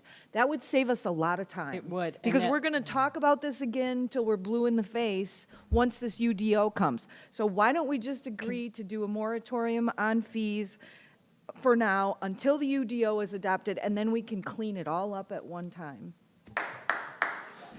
Yeah, I like that idea because I was gonna say in response to Noel's commentary that the reason we're talking about this now is because we're trying to take immediate action. Things take so long to process. We've actually began talking about this way back in August, and here we are near the end of October, and it's just getting to a hearing. But we have talked about the UDO and to all of the aldermen that they knew that this was part of that and that it was coming up. Exactly, but here's the situation, Mayor. We need a solution to this now because people are being fined extraordinarily fines. This is something we're trying to move along and get it done. And there's no reason that we can't do this now and it still be incorporated in the UDR. Well, I think if I could suggest, I like the idea of meeting with some of the aldermen who have been most vocal tonight about this referral. I think Noel should be in on those meetings, and this, as long as we're talking about the UDO, maybe we could all work together to make sure that these ideas and these concepts get implemented in the new UDO. I'm sorry. What about Alderman Florian's idea of a moratorium, immediate moratorium? I guess it would be next meeting, right? Because we can't take action tonight, but I really like that idea of a moratorium on fines. Is that what you wanted, Lynn? Penalties, fines, whatever. Can we put that up carry that to the next meeting for a vote? We can. I think it's important, though, to understand, there's a slide on, can we go back a slide, please? Yeah, thanks. The impacts of, I just want to make sure everyone's aware of the impacts of not getting the permit or not enforcing right now, even if it's for a month or two, what could happen. And I think it's important to hear from the city's engineer because I know for a fact that cutting trees and moving soil can have implications not only just for soil erosion, but also for sewers and water. So I think it's really important we hear from Jesus. Good evening, council members. Jesus Lakisira, city engineer. I'm happy to say that our residents do understand why we need to keep trees, and so does corporate council, and I'm hoping you do as well. I can't say anything more than what they already said, but I can expand upon it. So having trees, mature trees in the city does help to filter the stormwater. As you know, our stormwater goes two places, the Des Plaines rivers or Lake Michigan. We have a ravine system. The ravine system must be kept with trees. That helps to filter our stormwater. Our stormwater does become our drinking water. So with that said, having the mature trees, the more mature they are, the more they filter water. It also helps with soil erosion and sediment control. Removing either the fines, so let me take a step back, compliance. If we put a moratorium on the fines, there is no way for us to track who's putting a permit because, as we know, it takes one bad apple to ruin it for everyone. So if one of our residents decides to cut it without a permit and there is no fine, that there is an incentive for people to go ahead and do the same. So I do agree with Alderman Turner. There should be some type of fine. It does need to be looked at to reflect our current standard of living. Yes. I was just going to say, we keep going back to the benefit of trees, and I think the assumption or supposition is that people are cutting healthy trees all willy-nilly, but as we can see from the count of permits, 270, only one was denied. So people are not cutting healthy trees. They're cutting trees that, as were described by Alderman Newsom and some of the residents, trees that are dead or dying or posing a hazard. We're not just saying, hey, you know, you can't cut, or people are not saying, I want to cut any tree I choose. You're saying, I want to make the decision. If it's dead, then, you know, anyway. But Okay, so you've got that list, and you just said there was only one instance out of 270. Why are we even talking about this? Can I just make a quick comment? We should cancel the $10,000 fees and be done. Sorry, Alderman Hayes Everyone. will be recognized. Thank you, Mayor. It seems to me that, as was just indicated, this is a solution without a problem, and I would be against even a moratorium. The point of the ordinance is to, it's punitive in nature, and it's designed to deter violations of the ordinance. It's been in place now for quite some time, and there's certainly no harm in keeping it in place until the UDO is finalized, and we can figure out how best to perhaps modify the fees or fines at that time. But the fees and fines are in place for a reason, and for better or for worse, people are expected, presumed in fact, to know the law. And if you don't, your contractor sure should. So changing anything tonight or in the immediate future is just going to perhaps accelerate the bad conduct that we're altogether trying to avoid. So I would say keep it in place, wait till we see what the UDO says, and then consider this at the same time that everyone's meeting with Noel about what uniform changes might be taking place to the entire ordinance.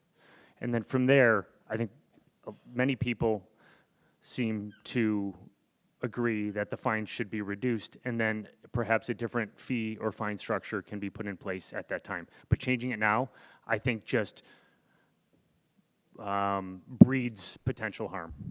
So only 2 people have been fined since 2005, right? According to FOIA information that I So was made two aware good of. points, Alderman Turner and Alderman Hayes.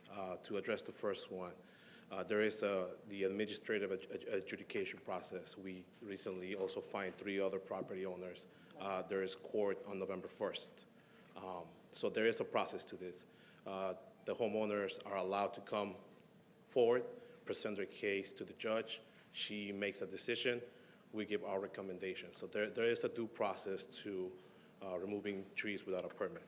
To go back to Alderman Turner's point, it's to deter cutting the trees that are healthy, may not seem dead. I am not a tree expert, I'll admit that. That's why we have the arborists. They are the experts. I believe a lot of people are experts in their own way, but they're also people who specialize in these areas. So, and leads me to my next point. Before Alderman Taylor's position, the engineering department was pretty much non-existent. Our public works department was underfunded. And therefore, it shows on your data now that we are starting to implement our existing policies.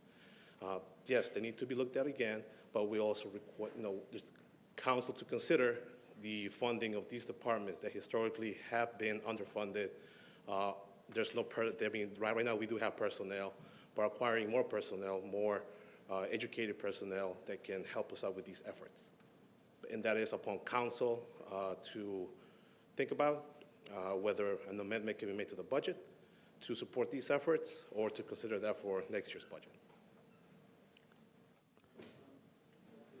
So do we need a motion to table this now so they can? Yeah, I would probably have somebody make a motion, a first and a second, to table it until, These guys decide to talk over Alderman Newsom, Alderman Turner, and Alderman Felix, and Corporation Condo, so to decide what their recommendation to the full council is.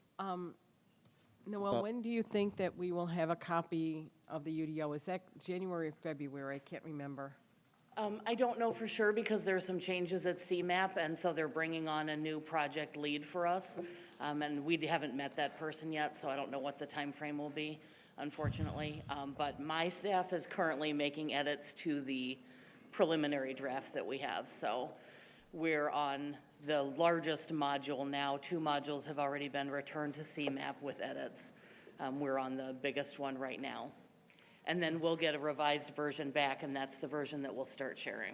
So why don't, what we do in the meantime is we'll table this, but let's have the 3 aldermen that we talked about work with Noel in the meantime so that when the UDO comes out, we've heard all of the background, you know what I mean? We've incorporated those things. But we should, if we go ahead and work through this now, that the changes, whatever we come up with, can then be incorporated into her draft UDO. We shouldn't have to wait Exactly. until So February. my motion Let's get is- to it, put it in writing as we discussed, and then she can say, hey, here's the new piece that needs to go in there. I think we're all saying the same thing. I think the Yeah. idea would be to meet offline, incorporate these important changes, and then propose these amendments to CMAP, who's doing the UDO, and say, this is what the council will want to see. But then potentially, we're not going to even look at that until February of next year, and she just said they're getting a new project manager or some other resource, and what if that keeps getting pushed out and pushed out? So I guess the question is to Noel, what date do you think would be wise for us to return with a really final draft of this? Well, I think the sooner we start having the conversations, the better. My team's trying to get this current draft of this module back to CMAP in November at the latest, preferably before the middle of November. So if we can meet yet this month or the first part of November and see how much we can hash out, the more we can do, the better. So if we came back in January, do you think we would have something ready to present to council that's in more final form? I'm hoping that in January we get the next version of the document, but it would be beneficial to get edits in now, especially if they're substantial, because that's the process that we're going through now. So I think what we could do, and I just want to suggest this, if the committee were to want to table this item to, let's say, January, we could leave it on the agenda and come back, even if we're not fully ready with a final copy, at least give an update to the committee so that we know what work has been done. What about the moratorium on fines, though, that have already been assessed? I know it hasn't gone through adjudication yet, but what if Alderman Florence suggested a moratorium on that? But you can't do that retroactively. A moratorium is from today forward. Okay. Okay, so since I did the motion, I'd like to come back at this in 2 council meetings. Decide what has come up, and if the council wants to move forward before the UDO, let it move forward. If not, we wait for the UDO in January, February, and then we move forward from there. I agree. Well, so it's 2 different, if it's tabled, it stays in this committee. If there's a motion to move it forward to a date certain to be decided on, then it has to be moved to council by that date certain. Exactly, that's would what I move wanted to table move. it. I don't know that Alderman Guzman's motion's been seconded. I would move to table it and Actually, wait until. it was seconded. Okay, forgive me, I didn't hear it. But I don't know why we would duplicate efforts when we have actual experts developing our ordinance, and then we can It's just too meet much of a with- timetable. This table is too long, okay? If they come back to us and they still can't come to an agreement on what this ordinance should be or not be, it would go into the UDO.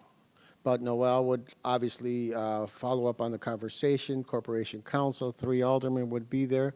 So, I mean, you still have a time to vote no when it comes down to the full council instead of waiting to a committee of the whole. If I may suggest, the UDO will come forward to council through the Community Development Committee. So maybe you'd like to consider a referral to the Community Development Committee to track its progress. That's fine. As the chair of that committee, I'm happy to help track its progress and keep everybody apprised. So Okay, since so- it's at the full council, it should skip the committee and go straight to full council. Okay, all of us are here right now. All of us have the input. So here it comes. Skips the committee, goes straight to vote, and we call it a day. I think you still need to have a committee so the public knows first what exactly is being discussed, because, okay, you've discussed it with our staff, but the public hasn't heard it, and if you're taking it straight to council, what has been their input? So I think it needs to go to committee. That's a great point. Yeah. Yeah. Good point. I'm sorry, but we can't have audience participation, I'm sorry. But I would say that take it to the committee and track it through the committee and have it come back. I think that's only fair to the public. If it goes to committee, then it gets voted on that same night it goes to the committee? Or does it get stalled and then we come up to vote 6 weeks later? That's the whole issue. It could go. So now it's out. Could go the same night. It could okay. go the same night if it's ready. But I think what the mayor is saying is, since in Waukegan, there's not a council rule that you do 2 readings of a proposed ordinance. So the way that the public gets notified is they have a chance to digest it in committee. There's comment on it.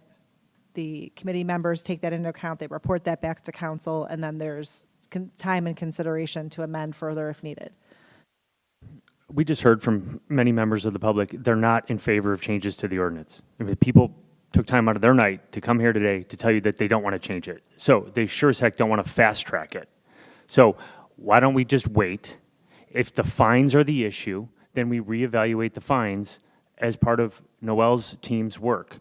And people know what the fines are. You can find them online. The ordinance is being enforced, and status quo should be maintained until the changes are made. And I think that is the cleanest and most responsible way of handling this, especially given the comments that we heard here tonight. So my recommendation is to not fast track it in 2 weeks. It's not to have it heard the same night that it's in committee. It is rather to wait at least until January to see what changes are proposed and then discuss it as we do. Several weeks ago, I went on a rant about process, and this is our process. So let's adhere to the process. Let's see it through. Let's apprise members of the community about the proposed changes, wait for their feedback, and then make the changes, if any. Okay. So there was a motion and a second to table. Can you upright his nameplate, please? Thank you. And I'm sorry. Thank you. So there was a motion and a second to table, and I think, are we done with that discussion, or? I thought it was originally to table. What was the motion, Madam Clerk? I believe it was Alderman Guzman who wanted to table it. Yes, there was a motion to table. Table, but not to January, to the committee, and then go So to if you're full tabling it, council. it would stay in committee unless you would. It would stay in this committee, yes. So it would, if I table it, it would stay here, it wouldn't go into the regular committee, it wouldn't go, how about if I table it and move it straight to full council then? You wouldn't be tabling it then. You would be moving it to council. Without, If you're tabling it, it stays in the committee that you tabled it in. If you want to move it to council, that's a separate motion. Can we table to another committee? Your motion right now is to table. If you want to amend that motion or you want to withdraw that motion, you can do that. But then there's a motion and a second to table it, which would stay in this committee.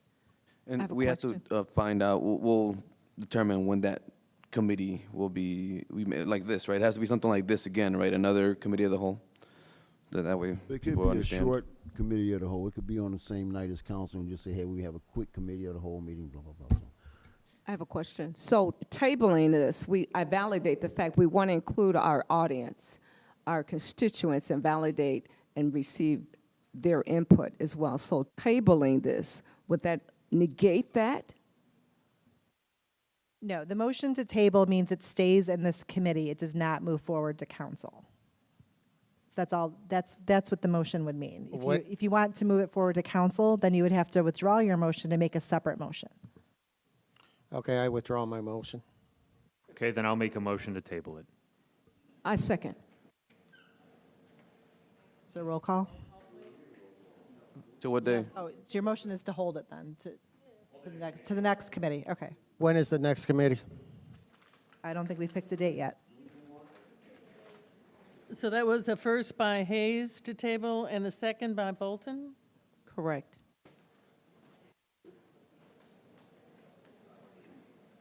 Okay. But to be clear, it's held to the next committee, and the interim staff and alder people will work together on proposed amendments. Okay. Okay, item C, excessive noise offense penalties, proposed amendment to section 11 dash, let me put on my glasses, 3-4 of the Code of Ordinances. This is Alderman Newsom brought this, so would you? Can we have the next slide, please? Yes, I brought this forward because this is my most single complaint during the summer noise. The parties are going on all weekend. They'll have a party on Friday, Saturday, Sunday, every weekend of the month. And by the time the police gets there, they've turned it down. And then after the police leaves, they turn it back up. And they don't care about $300, you know, since you've come out already, I'll just take the ticket or whatever, and I'll turn my music back up.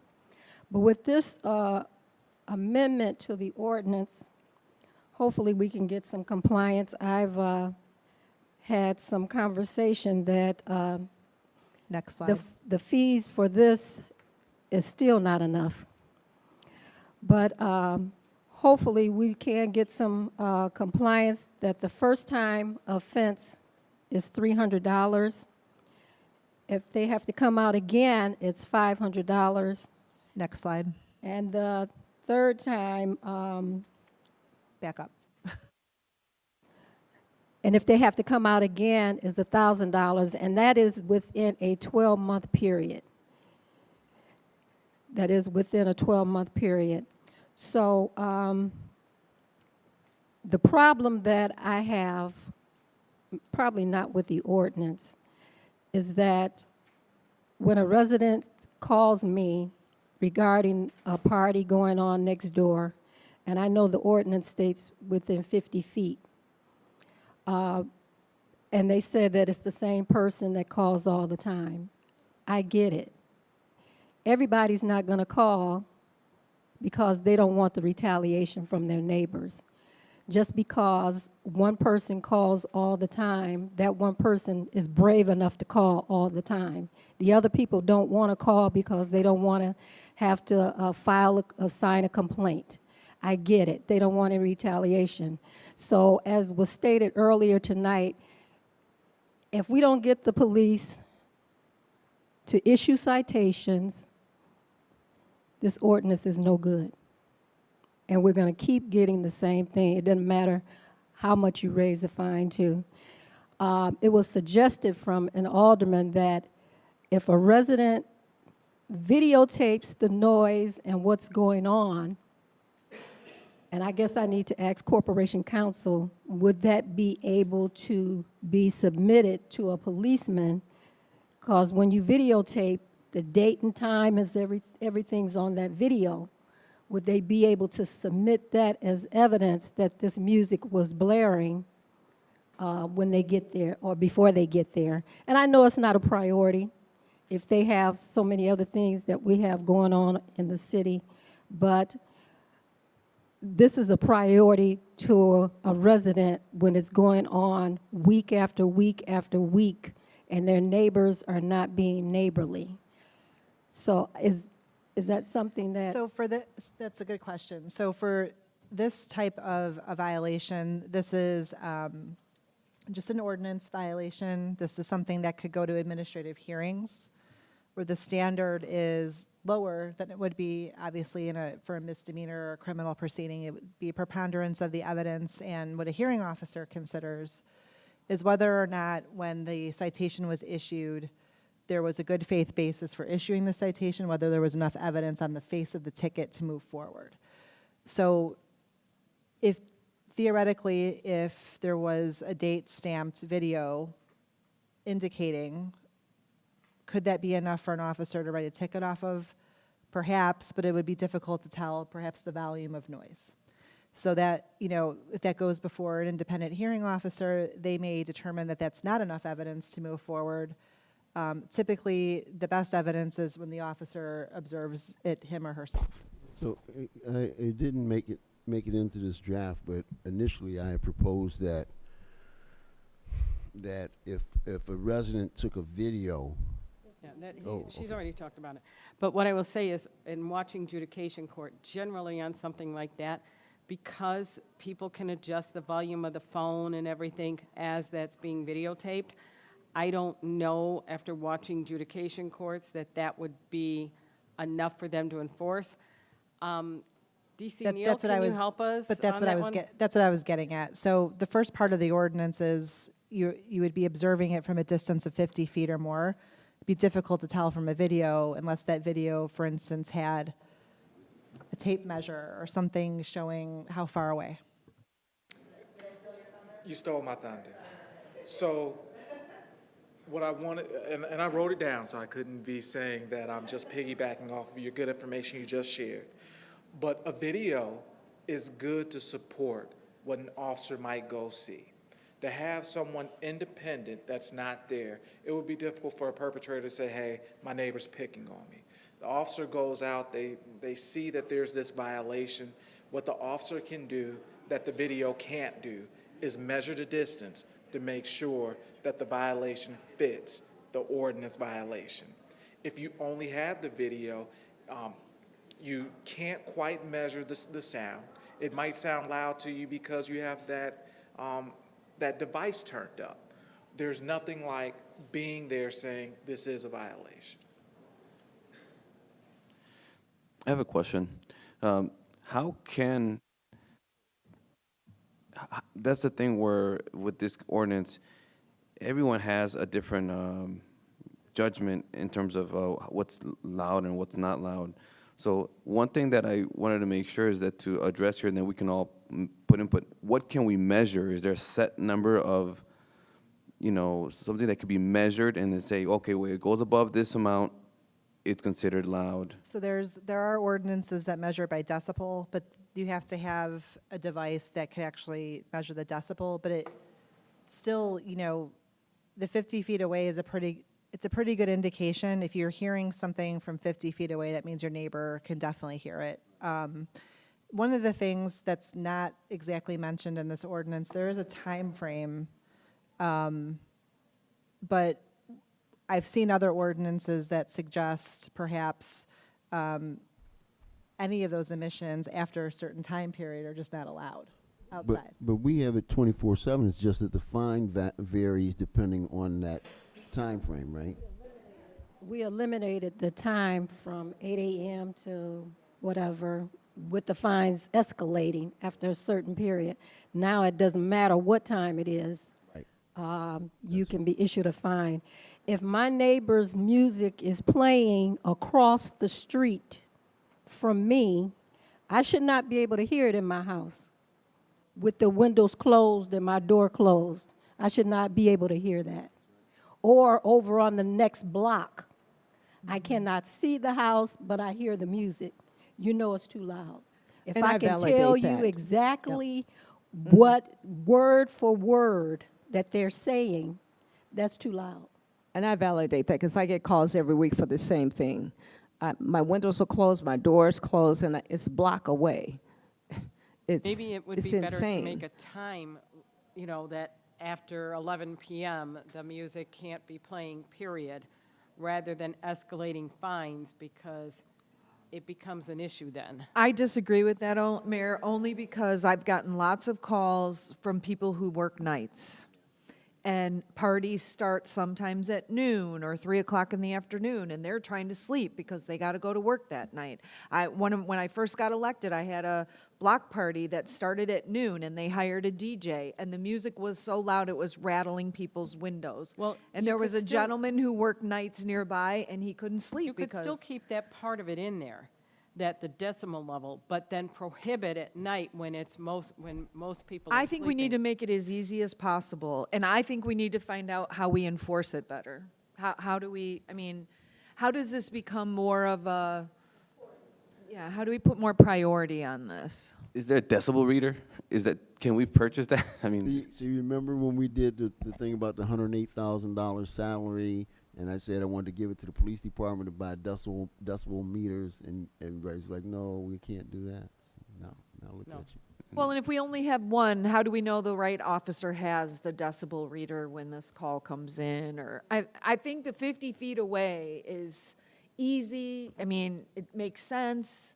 You know, you don't have to think, oh, is this 50 decibels or is this 80 decibels? I don't know, so I'm not going to call. Well, I agree, Alderperson, but so how can a police officer show up and enforce it? Are they able to? You know, that's the thing. What I'm hearing, what I believe I just heard, are we able to enforce the noise ordinance when we hear the violation? Yes. Now, I'm ashamed to admit a loud music ordinance citation that I wrote early in my career that I lost, and I didn't quite understand how strict an independent party, meaning a judge, would be on how I measured the distance. So I had to learn the hard way that you have to show an independent party how you measured the distance to show that independent party that you didn't give an educated guess, you used a measuring tool that is acceptable, and you also heard the music from that distance that's outside of that 50 feet. So I've seen tickets written where they're, the officers across the street, and they could hear it, they could report hearing it across the street, and then they've measured from the middle of the street forward so that you know it's well over 50 feet. They measured. That's the difference. They measured. Exactly. Without the decibel point, I mean, any lawyer could come in there and says, okay, that sounds loud to you, but not to me. How's that, if you don't have anything to measure, what is the state that it's loud? It's not, under this ordinance, it's not about how, it wouldn't be about decibels, it'd be whether or not you could hear it from 50 feet away. But then you get you go to adjudication court, they bring an attorney to tear that apart. But the standard is different. It's not, this is not criminal court. The standard is preponderance of the evidence. So that standard means, is it more likely than not true that when the officer testified that he was standing or she was standing 50 feet away and heard the noise, that that actually happened? So it's a much lower standard than criminal court. Okay, yeah, because I do agree that we need a stricter noise ordinance, because I do get a lot of calls on that. But then how would that work for special events? Because I know there's some stuff that happens on Belvedere Park or Belvedere Mall or wherever, and I can hear it all the way to my house. And I'm, 8, 10 blocks, 12 blocks away. Those are exceptions already provided for under the ordinance. So I think if we all agree on an increase in fines for the ordinance, then we can probably vote to move it to council. I'm not hearing anybody disagree about increasing the fees or the penalties. May I add one question to that? Even though we increase the fines, how is it going to be enforced? Because like Alderman Newsom indicated, some people, individuals, is like, so what? So what are the steps in enforcing the ordinance? It is a good question. So when Challenges. It's not that we want I'm sorry, to speak in the mic, I can't hear you. I'm sorry. We do have challenges. It's not that we want to ignore this quality of life issue, I assure you. How do we prioritize loud music over someone who needs some assistance because they may be under attack? That's what you're asking me. You asked me a very difficult question. Can we put emphasis that this is important to this community and that this is important to this council, and you want us to do better? You have to offer me something more realistic to be able to reply. But the priority of the day constantly changes. And if we could get to all of these as soon as people call us, trust me, we would.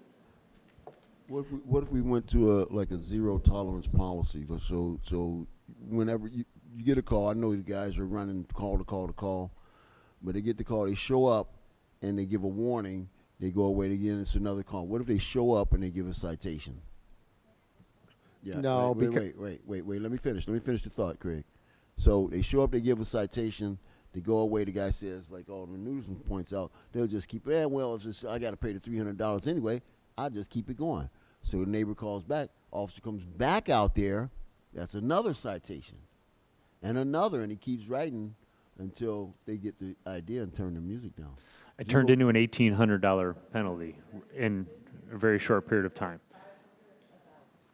That's it, that's within a 12-month period. It don't have to be the same day. Yeah, it could be the same day.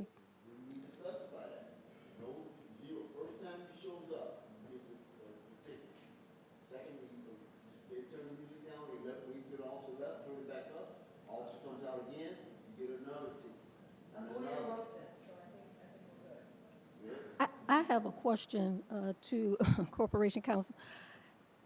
I know that, like I stated prior, that trying to get the resident to sign a complaint.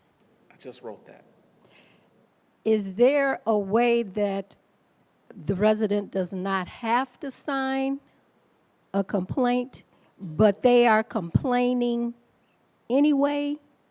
That would be, that the police could use as a, you know, okay, if, I guess I played So the devil. problem in it, so they. Okay, you got a neighbor that don't like somebody, and then they just keep on calling, and yeah. So you can theoretically have an anonymous caller, but then the officer would have to be there, observe the violation, and sign it.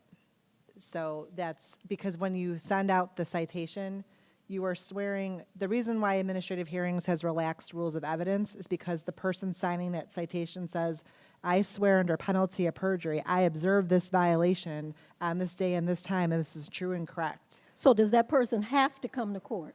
Yes, otherwise the ticket would be dismissed. It's a Sorry, they would not have to come, but they would have to sign it. So they don't have to show up in court? Correct. They Not- can not sign for the administrative complaint. hearings. Oh, okay. So what is the penalty when they don't show up? Okay. I'm just saying that the resident, I mean, the person that signs the complaint, they are hesitant to sign the complaint because they think that the person that has the violation, that they have to appear before them. So they don't want to, no retaliation from their neighbors. They would still see that they signed the complaint. They're still going to see. With all respect, if you're going to draft an ordinance, it's going to be very difficult for you to draft in there the operation of how we actually enforce it. There's so many scenarios that could happen. You would not capture it all to put it into an ordinance. It is something that we can discuss. It is something that you can emphasize and put a priority on. But again, I do reiterate, every day, the challenge of the day has to be considered, and I ask that you think of that. I thought about the zero tolerance. Zero tolerance sounds good, but if we don't have a complainant, and in most of these cases, we have someone who calls us, and when we go, we can't substantiate what that noise complaint was. We don't hear the same thing, or sometimes you'll be surprised, we're close to the area, and we're not quite where we need to be, and a complainant could help us out more. This would be in a situation where somebody's playing loud music from their basement, and if you're right next door, you're hearing it, but if you just put me in the 100 block, I won't necessarily hear the same thing. The complainant is an important component to these issues. Again, we could talk about the operation, and we can improve the operation, and it would be based off of what your needs are. And again, you wouldn't be able to draft that into your ordinance. Could I I just? just want to say thank you so much. I definitely have the compassion to our officers. You have to prioritize when it comes to life and death. Compared to this, I definitely hear you with volume.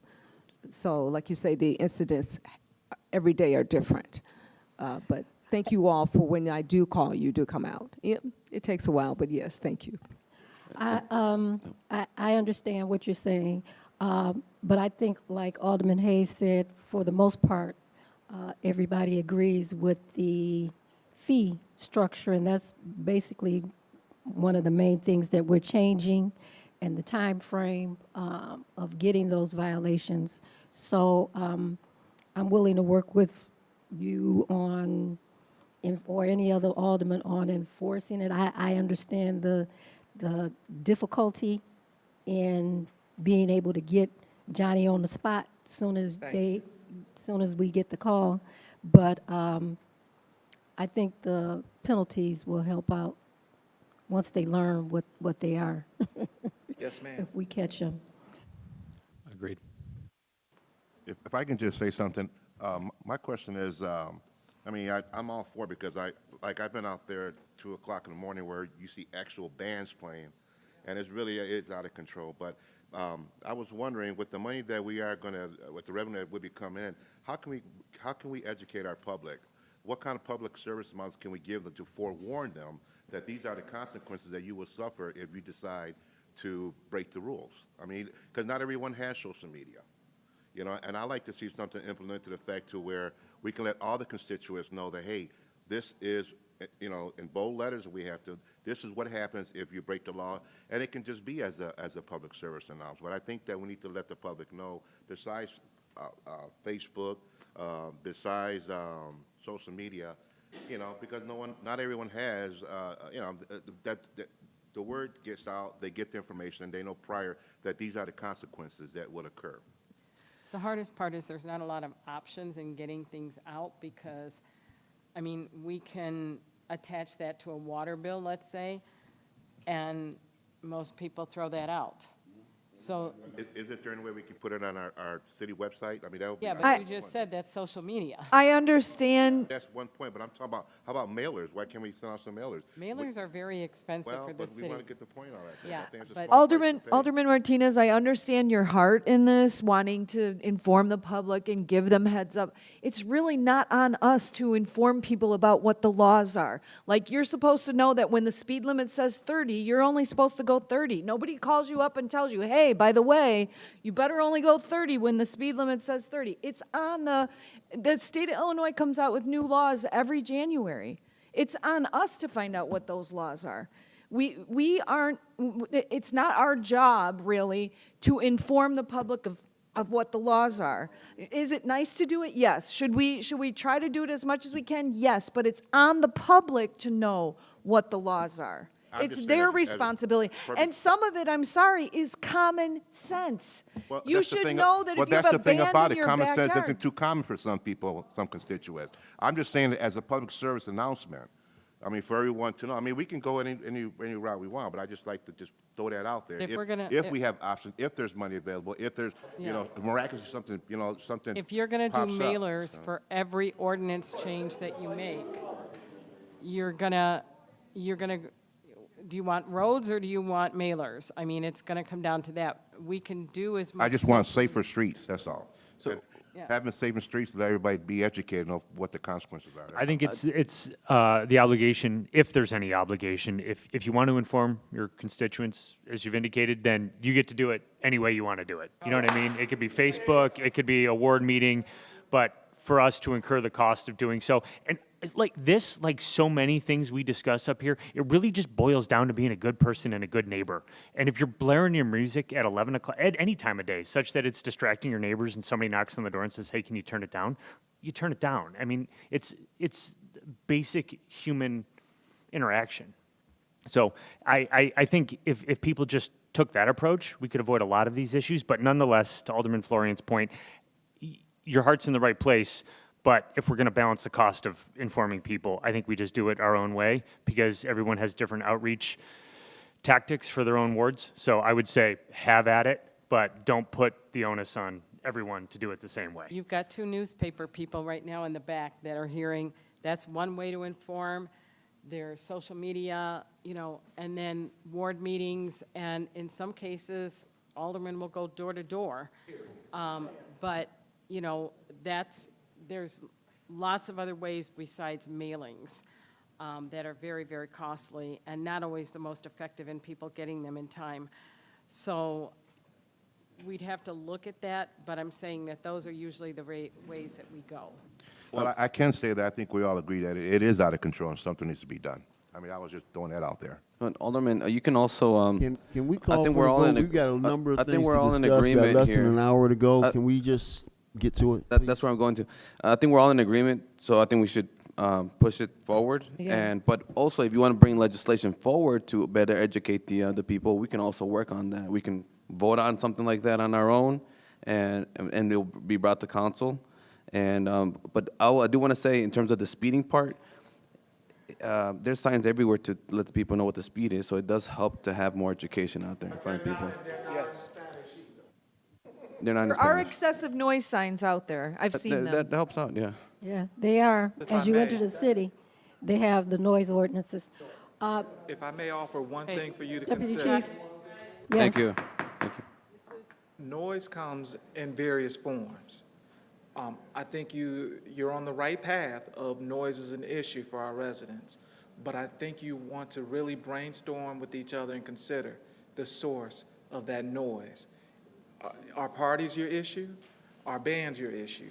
Because that's different than somebody playing a stereo and it's 50 feet away.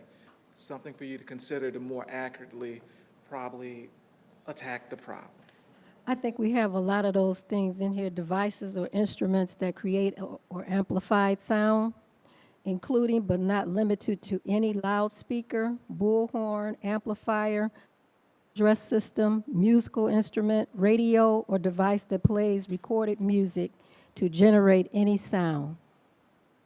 Yes, ma'am? And I think we probably should have added cars that have the loud mufflers that backfire.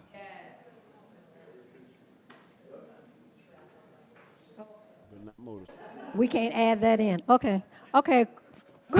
Call for the question. I'm not trying to get us in trouble with the state I'll legislature. second the motion.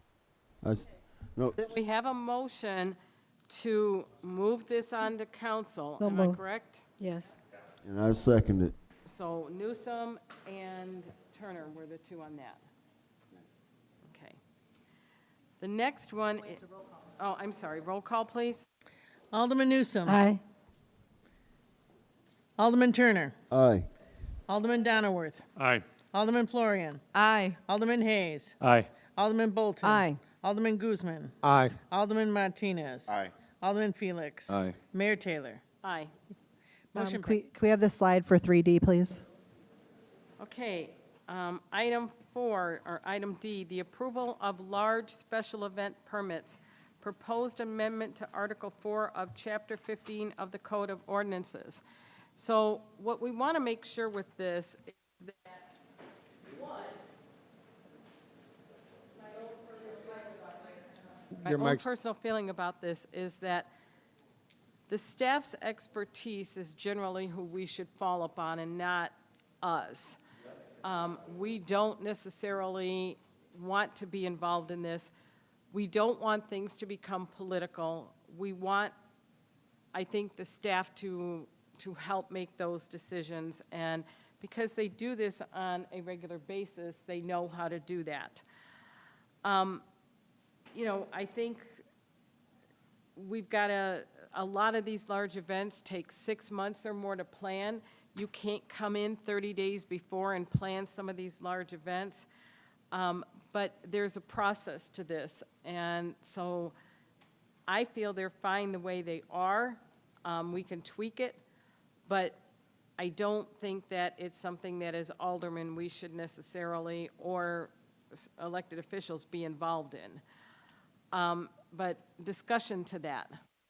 Alderman Florian. I agree, Mayor, and I would also say that I think it enhances the possibility of politicizing special events, which I think we should do anything and everything we can to avoid politicizing processes throughout the city. Alderman Hayes has spoken many times about the process. We have processes. We can tweak the processes if we find there's a problem, but we have these processes for a reason. We have experts in the field, like the police department, for instance. I don't know how many policemen we need for a parade. Do you guys? Yeah. But they do. You know, so for instance, those types of things, we aren't experts on that, but they are. That's why we have staff. That's why we have professionals in their field to analyze these event permits and approve them based on their expertise and knowledge. I don't think we should be politicizing these types of things by putting it on city council. We're legislators. We are not staff. There's a difference. I do want to say, One of the best things that that needs to be tweaked is the process that we had is when you came in for a large event, you submitted for it, and then you were not initially granted a permit. You were granted, when you finally get all these things done, you will get your permit. But you were guaranteed the date. Well, I think probably what needs to be tweaked is making sure that the day that you apply, you have that permit, you get that permit. And you lose the permit when you don't meet the things, rather than waiting for you to jump through the hoops before you get those. But that is something that the special events person has looked at and been involved with for over a year now, and I think we need input from staff on this, not necessarily aldermen rewriting it. one thing that I want to mention that on this, from what I'm seeing here, is that a certain amount of, it doesn't say that we're going to tell the police what to do. They're gonna make the decisions based on their recommendations. I want to make sure that we're all looking at the same thing. What's coming up in front of us is that a certain amount of, like pretty much the bigger events, and that requires some that are closed streets, that just comes to council for vote. Because we're the city council, and we should, staff should not just arbitrarily, or should not have the We have the next endpoint slide. authority to authorize the closure of streets or the utilization of city resources. It helps out with a lot of things. So I get Let complaints. me finish, Victor. Let me finish this. So we agree. We got staff that does that. They measure, they count, and they do all that. They know what's going on. And they say, hey, here's what we recommend. And we say, we agree or we disagree. We get to tweak it, right? And before we go on, just one thing, 'cause I don't know what, I think the term large event is way too vague. We need to specify what constitutes a large event. But go ahead, Victor. It's on there. It's over 1,000 and closures of streets. I mean, I don't think, we're not saying that we want to take it upon ourselves. That's not what we're saying. We want to make sure that we clarify that. Only the vote for once everything is done. Am I correct? I mean, we're not the ones who are going to be writing everything and meeting with the police. It's going to be, it comes for council. And so the only thing that changes is right here. It's currently a mayor approves it. Now we want council to approve it, which. Can I say something? Since I've been up here a long time, the council used to approve it, and it became a problem because the process took too long. And by the time it was time to vote on it, the parade had happened already. So that's why it was taken out of the hands of the aldermen. They let us know that it was a parade coming or gonna be a special event. And it was just as an item on the agenda, the aldermen approved all block parties and all special events, period. And raffle tickets. We were not involved in trying to dictate to the police or staff or whatever was happening. It was just an agenda item, and if it was approved, it was for us to do the final vote, yay or nay, period. It used to be that way, but you remember I started asking questions because I did mess it up because we were approving things after the fact. You had the parade, then they would come in and say, we want to approve the parade that happened 6 weeks ago. Right. Or the block party. Or the block How party. would we spend time approving something that we did 6 weeks ago? But That's why it was changed. So Yeah. now it's taken care of everything is taken care of prior to the event. It doesn't have to come We don't to know us. that because we're not involved. We never get Will notified. only come 30 days before an event. 30 days before an event, by the time it goes through all the departments, you probably missed your 2 city council meetings. And what you are approving it retroactive. And what about the fact that an alderman can hold it over? So what if I don't like the event that your friend is holding, and when it comes to us, I say, well, I want to hold this over for 3 council meetings, and then your friend can't have their event because now we've politicized it because I don't like your friend.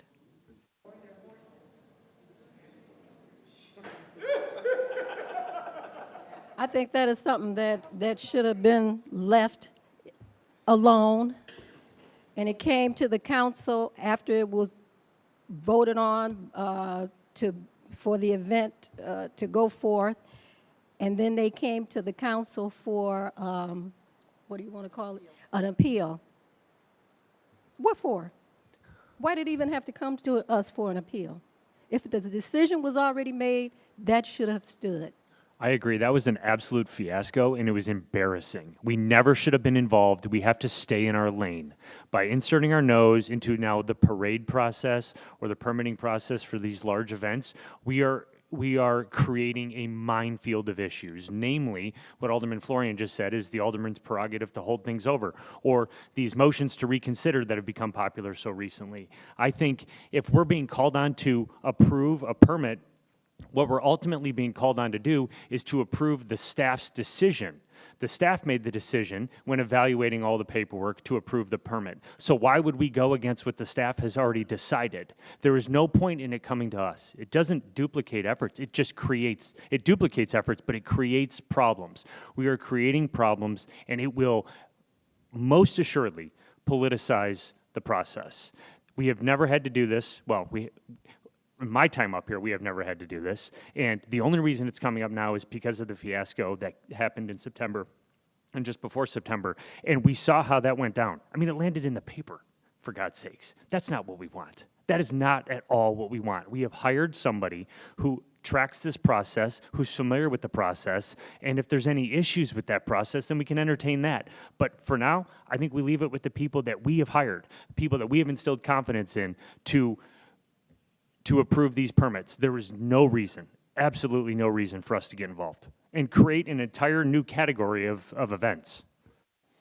Here's the thing, okay? Ultimately, it's in the ordinance.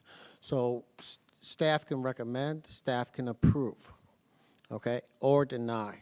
But ultimately, we are legislators, and it can come back to us to approve or deny, and that's what happened in September. So saying that, I put a motion to move forward. It didn't. It was an It was an appeal. That's why it came to us. Exactly. And if we then it went back, and then this whole fiasco about 2 parades, and then how we're going to have enough staffing to police everything. It was crazy. Okay, People so now, voted no, and then they voted yes, and then they voted no again. Right. And it was a mess. So what now, if we take this over and someone disagrees with our decision, where do they appeal to? There is no more appeal.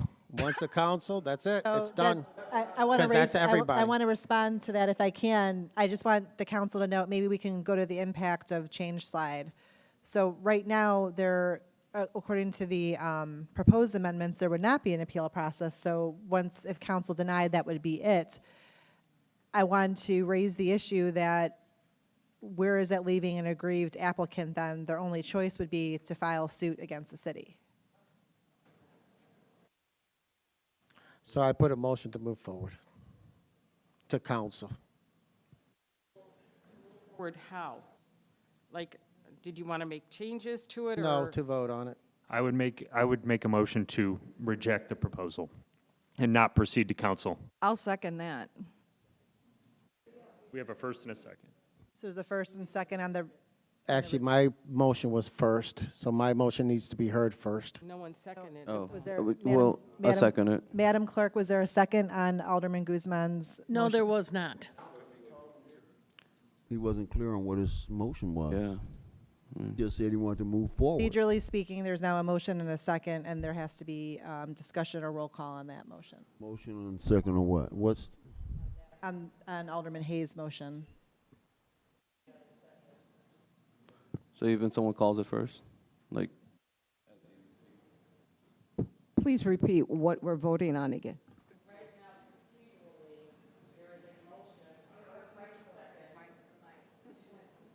Right now, there is a motion on the floor that has a first and a second to, Alderman Hayes, you want to repeat it, to leave the ordinance as it is, am I correct? Leave the ordinance as it is and reject the proposal, and to not move forward to council with this. So it's ultimately to leave it as is and not proceed to council. Okay, so there's a motion on the floor. There was a second to that. Madam Clerk, can you do a roll call on that? So it's to leave the ordinance as it is. The motion, and the easiest way to explain it would be a motion to reject the amendments and not move it forward to council. So I is to reject. So to vote yes would be to reject the proposal. Alderman Newsom. Aye. Alderman Turner. No. Alderman Donnerworth. Aye. Alderman Florian. Aye. Alderman Hayes. Aye. Alderman Bolton. Aye. Alderman Guzman. No. Alderman Martinez. No. Alderman Felix. Just to make sure, no means we're rejecting the proposal? No. No means that you are rejecting the motion that it does not move forward. So no means you want it to move forward with the amendments. No. Oh, hold on. So I'm for Right. what we're proposing, so yes, then. No, to vote, Alderman Hayes' motion was to reject these amendments and not have it move forward. So to vote yes on that means you agree with Alderman Hayes. Okay, Okay. So to vote no means you do not agree with him. okay, no. Mayor Taylor. Aye. Madam Clerk, can you tell me how many ayes there were? You have 1, 2, 3, 4, 5, 6. Okay, so pursuant to the rules that were adopted tonight, this matter will not move forward and fails.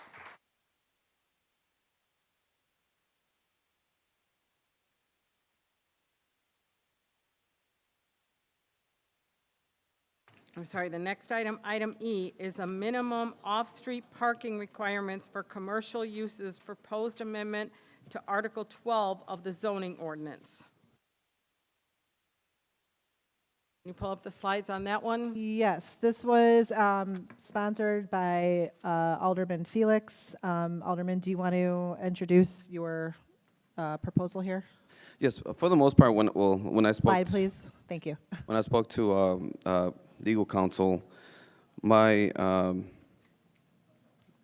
I wanted to focus on helping small businesses, mom and pop shops. So everything is listed on here, like what categories that I'm trying to help out. What categories of businesses that if there's an existing parking lot, when a business applies for a business license and they have the existing parking lot, they would just utilize that parking lot. We wouldn't require a certain amount of parking space. That's what my goal was. Not new, like new development, like a casino. I mean, when it's a casino, something like that, of course, it has to go to committee and has to be planned the right way. We need the green space, everything. But so if a new business, a person is scoping a Waukegan, they say, I want to start a business at this location. I don't want parking to affect these people that are wanting to come into Waukegan and start their business. So that's what I was conversating with legal counsel. Can I ask a question? Landscaping, is that? No. Parking. So this is landscaping islands essentially in parking lots. Item Sorry. What does that 3E. mean? That's F. Sorry. So the E is for already. Well, the reason why I wanted to get rid of this one or strike it in fully is because similar issue. There is current businesses. I just want to make sure I get it right. Right? If they were to renew some kind of a license, their business license, sometimes they would require this parking, these islands to be added, correct? No, it's when they redo their parking lot. I want to make sure I get straight from the legal counsel. And may I say something in addition to this? The other dynamic that this is experienced, like we have the Housing Authority expanding when they were built 50,000 years ago. There was limited parking, so those that live on Lake Street in my ward, those residents are constantly getting tickets. When initially it was only, they've outgrown themselves. So that issue also concerning tickets and parking needs to be addressed. This is a place to do that. I just want to, I think we jumped ahead so we're on 3E, which is parking lot landscaping. landscaping, and parking lots. So so to explain E, if, same thing, if a business is looking at a new location. I'm sorry, hold on. You are correct. So this E- item E on the agenda is minimum off-street parking. So Right. this is labeled incorrectly, I'm sorry. We'll move, do we want to move this up, talk about this now, or do you want to? All right, so what we're really talking about is item I, 3I. I apologize. Can, we'll blame Stu. So for off-street that one. parking, right? So this would apply. Parking lot landscaping. All right, there we go. Parking lot landscaping. So if a I on your agenda, it's mislabeled E on the slides. if a new business wants to open a business in Waukegan, right, and there's an existing parking lot, and they want to start their business there, they see it's a good location, they see the number of parking space they have, all right, this is going to be good for my business. If by a certain amount, a certain size, we would require them to now add a island on there, which costs money. I don't know if you guys saw last time, there was an agreement, right? But the guy said he thought he was going to spend about $50,000 on his parking lot, right? There was an agreement, right? But it came up to be $400,000, and at the end he said, "This is what you guys want." $400,000 is a lot of money. Let me correct you on this, because this happened long before you became an alderman. I When said he there's got- an agreement. There's an agreement there. There is an That's why agreement, I yeah. said that 2 times, 3 times. I want to make sure but this is what this guy thinks. This is what you guys want. So that's a lot of money to spend on something. So that's why I brought that up. I heard concerns. There's a lot of locations. There was a coffee shop that didn't open because when he was looking at it, I know they can go through the whole thing, right? There's a process, they can ask for a variance, but when they were looking at it, there was something that came up. They were like, well, you know what? I can't open a coffee shop here because I have to add all this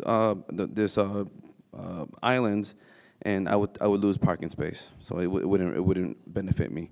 This is Noel, from can you residents. come up and talk on So this issue? there's 2 problems with this one. It's what we're looking at, it says what the existing ordinance is, and this applies to new construction as well as legacy To the sites. next slide. I have a neighbor on Clinton Flora. It's a dental office. It's a very small lot, 6 parking spaces. They want to redo their resurface their lot. Because they're resurfacing their lot, they have to go next door and get a lease agreement or a shared use agreement with the people next door. That's required by the city. They have to add landscaping islands in that very small lot. It's financially burdensome, and a lot. If they didn't do anything, they left the lot alone. If they didn't resurface it, then fine, you don't have to do anything. Okay, let's let Director Noel talk about this, because we've, Yes. On that particular issue, Alderman Turner, there is no requirement for landscape islands. There is a requirement for a setback, a landscape setback from adjacent properties. The discussion of having an agreement with the neighbor for the shared parking was to enable them to avoid putting in a landscape buffer from the adjacent property because there's a shared driveway. So if they're using that as a shared driveway, there's no formal agreement in place now. But if that property owner is offering that as a shared driveway for the adjacent property, the suggestion of my staff was to have a written agreement that says that that's a shared driveway and the adjacent property can use that access. Therefore, we would not require the landscape setback there. The other area on the other side of the lot where a landscape setback is required, we've offered them the opportunity to come before the Development Review Board, because it's a small amount, to seek a variance. Whether they choose to do that or not is up to them, but there is an opportunity for them to seek a variance from the ordinance. And the reason we have that is because every property is different. The landscape requirements in parking lots are not triggered by a new business moving in. They're not triggered by a business license. They're triggered under the ordinance by development activity. We don't count seal coating as development activity. We don't count pavement striping as development activity. But if you're tearing up part of the parking lot and replacing it, that is development activity. We have a lot of properties in Waukegan that look terrible.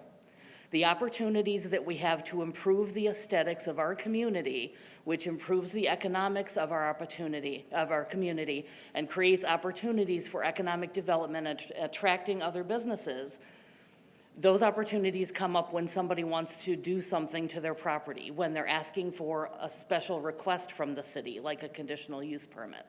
Those are the opportunities that we have to start to implement the beautification-related codes that improve the aesthetics of our community, make it more attractive, and also those things also address all of the things you heard about tonight, about related to the environment, stormwater, air quality, all of those things.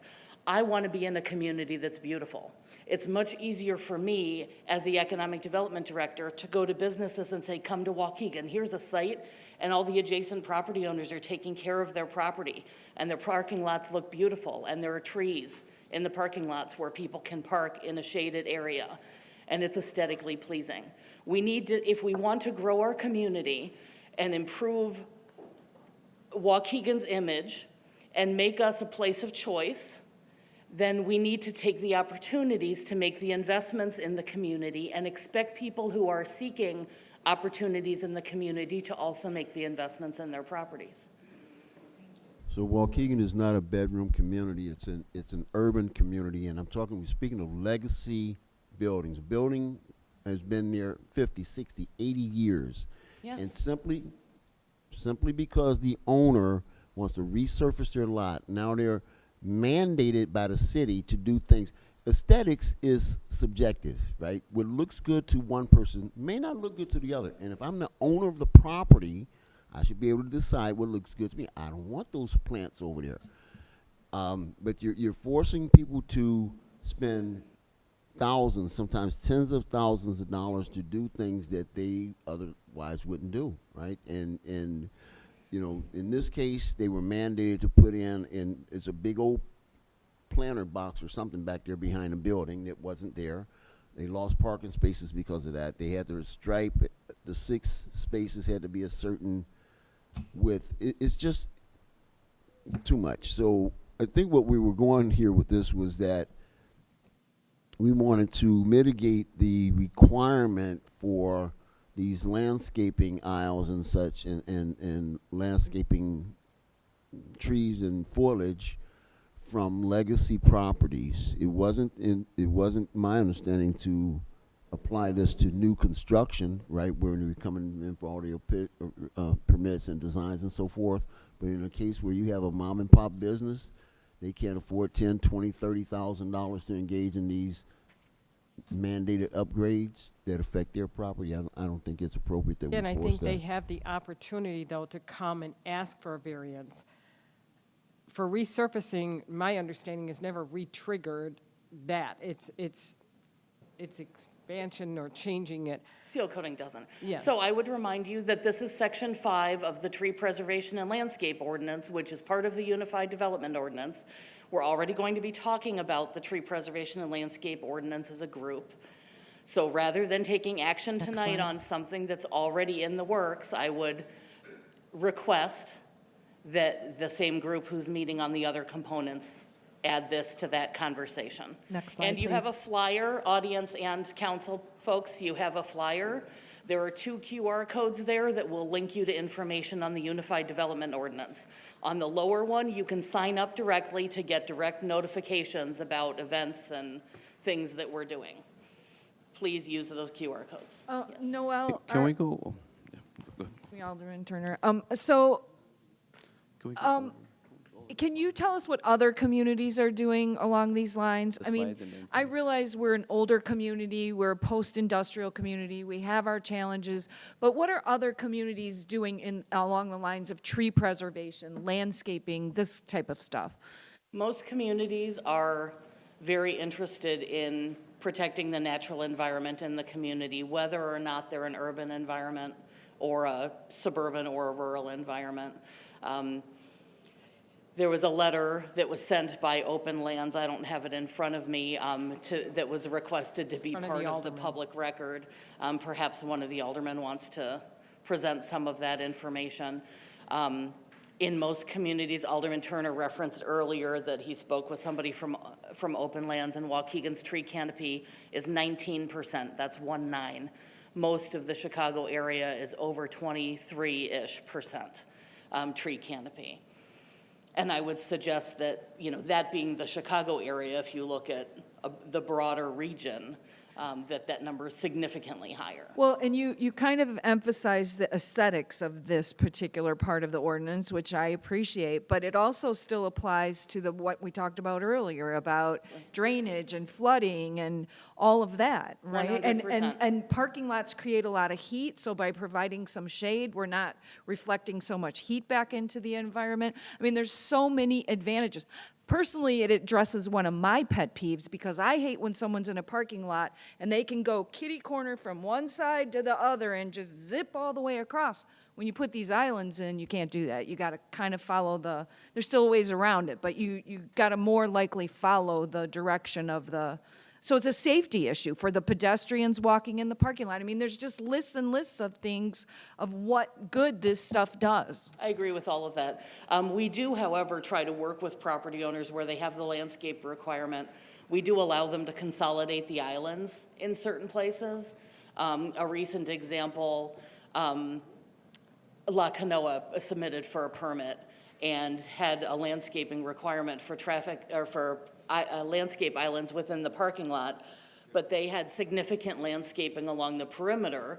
So my staff calculated what the requirement was and how much was being accommodated and determined that a lot of it was already accommodated. And so they weren't required to put in landscape islands because the landscaping was accommodated on the site sufficient to address the requirements. And by saying that, you make a really good point. We should not change an ordinance for one business. We should allow them to apply for variances and go through the process, as Alderman Hayes says. That's There's exactly a why we process have the for variance it. available. Yeah, because every property is different. I also want to make sure that I reiterate, it's not to remove. I don't want to, when something has to be removed and it's at a big not to remove anything. I'm just saying the requirement to put in those spaces. So just want to make sure, not to remove, just to the ordinance that says you have to put this island in your parking space because now you're a new business starting here and we want this. Because there's a new business going in. And then, It's based on investment that's being made in the property if there's development activity. So moving in isn't development activity. Ripping up the parking lot and replacing it is development activity. So if you spend $200,000 or $100,000 to resurface, redo your parking lot, you can count on adding another 20,000 or more, just because. Well, I just want to say this. I just want to say this, and I know you guys know how I am about this stuff, right?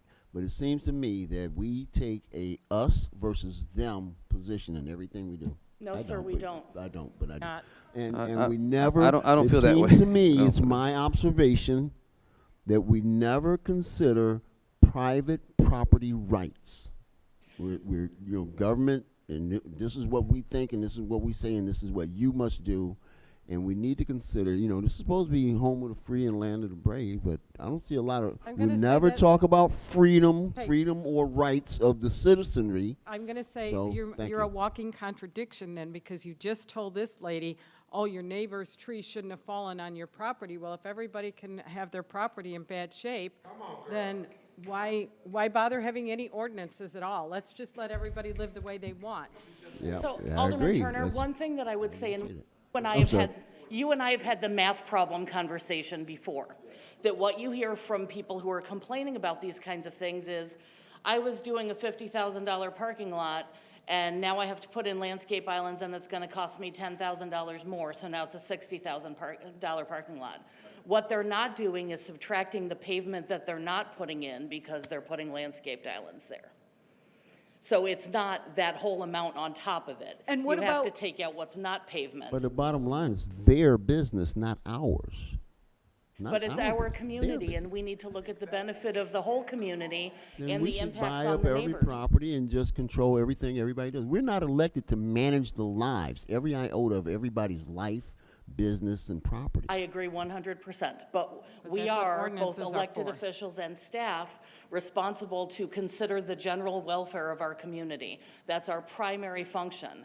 And my staff does work and I believe the same of all of my peers back here, that every one of these leaders, that's your staff, and all of our staff below us, work very diligently with the constituents in the community to try to come to resolutions that both meet the general welfare of the community and what the capacity of the individual property owner is. My staff spends an extraordinary amount of time on the phone and in meetings in person with people trying to get to a resolution that works. It's incredible how much time is spent on that. And we have an obligation to enforce the codes that are in place.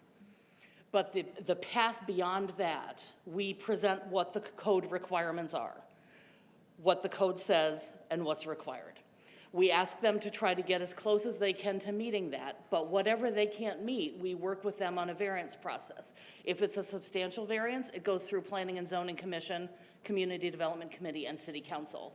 If it's a minor variance, it goes to the Development Review Board, which is a board that's made up of several of these department heads. And that decision is made administratively the same day it is heard. It's usually scheduled within 2 weeks of an application. Some people get lucky in the meetings a day or two after their application comes in. Decisions made, and then it moves forward. So that's another of, if not the largest complaint that we hear from business owners, developers, whomever, is the lengthy time it takes to process anything. I'm waiting for you. It takes weeks and months to get a permit or a license or an inspection. There's a lack of communication. They don't understand where they are in the process. They call various departments to get information. They can't get an answer to the phone. The voicemail boxes are full. They don't get return emails, and the process just drags on and on and on. And that was the purpose. This is what we're trying to do, is trying to expedite some of those processes so that we become business friendly. I've heard it said you've said it many times. We can't be business friendly if we're not business friendly. And so we represent the people, and the people are coming to us. The business owners, the developers, etc., are coming to us and saying, "Hey, Alderman, what the heck is going on? I tried to do this. It took me 6 months to do that, 6 weeks to do this." So this is why we're trying to be responsive to our constituents and say, let's make some of these changes that we've been told are necessary. One of the things I will say May I, quickly. Mayor? Yeah. So it's interesting that you say that, because what I hear from developers is, oh my God, Waukegan's process is fast through the Planning and Zoning Commission. From the time we receive an application, a completed application, we have a 12-week process for approval. And the bulk of that is a statutory requirement for public notice in English and Spanish language newspapers for the public hearing, which has to be held within a certain time frame, which has to happen before it can move forward to City Council. Most communities, for the kinds of things that we do in 12 weeks, are 6 to 18 months. People are amazed when I tell them our process is 12 weeks. Now, granted, that's not, an individual homeowner, but most homeowners don't go through our process unless it's an annexation or something like that, or vacation. Okay, Alderman Turner, you've had... Noel, but I'm telling you, in 20 years, 23 years being here in Waukegan and involved in politics here, I've never heard those comments from anyone. Okay, let me just say, Alderman Turner, the rest of you, I'm going to say quickly, and then it's Alderman Newsom, and then it's Alderman Felix. I will say quickly, though, most of the ones that complain, when we have followed through, we're waiting on them for something that they Yes, forgot ma'am. to tell you that, oh, yeah, they came back to me and told me I needed this, and I never responded. And that's We exactly, back 'em.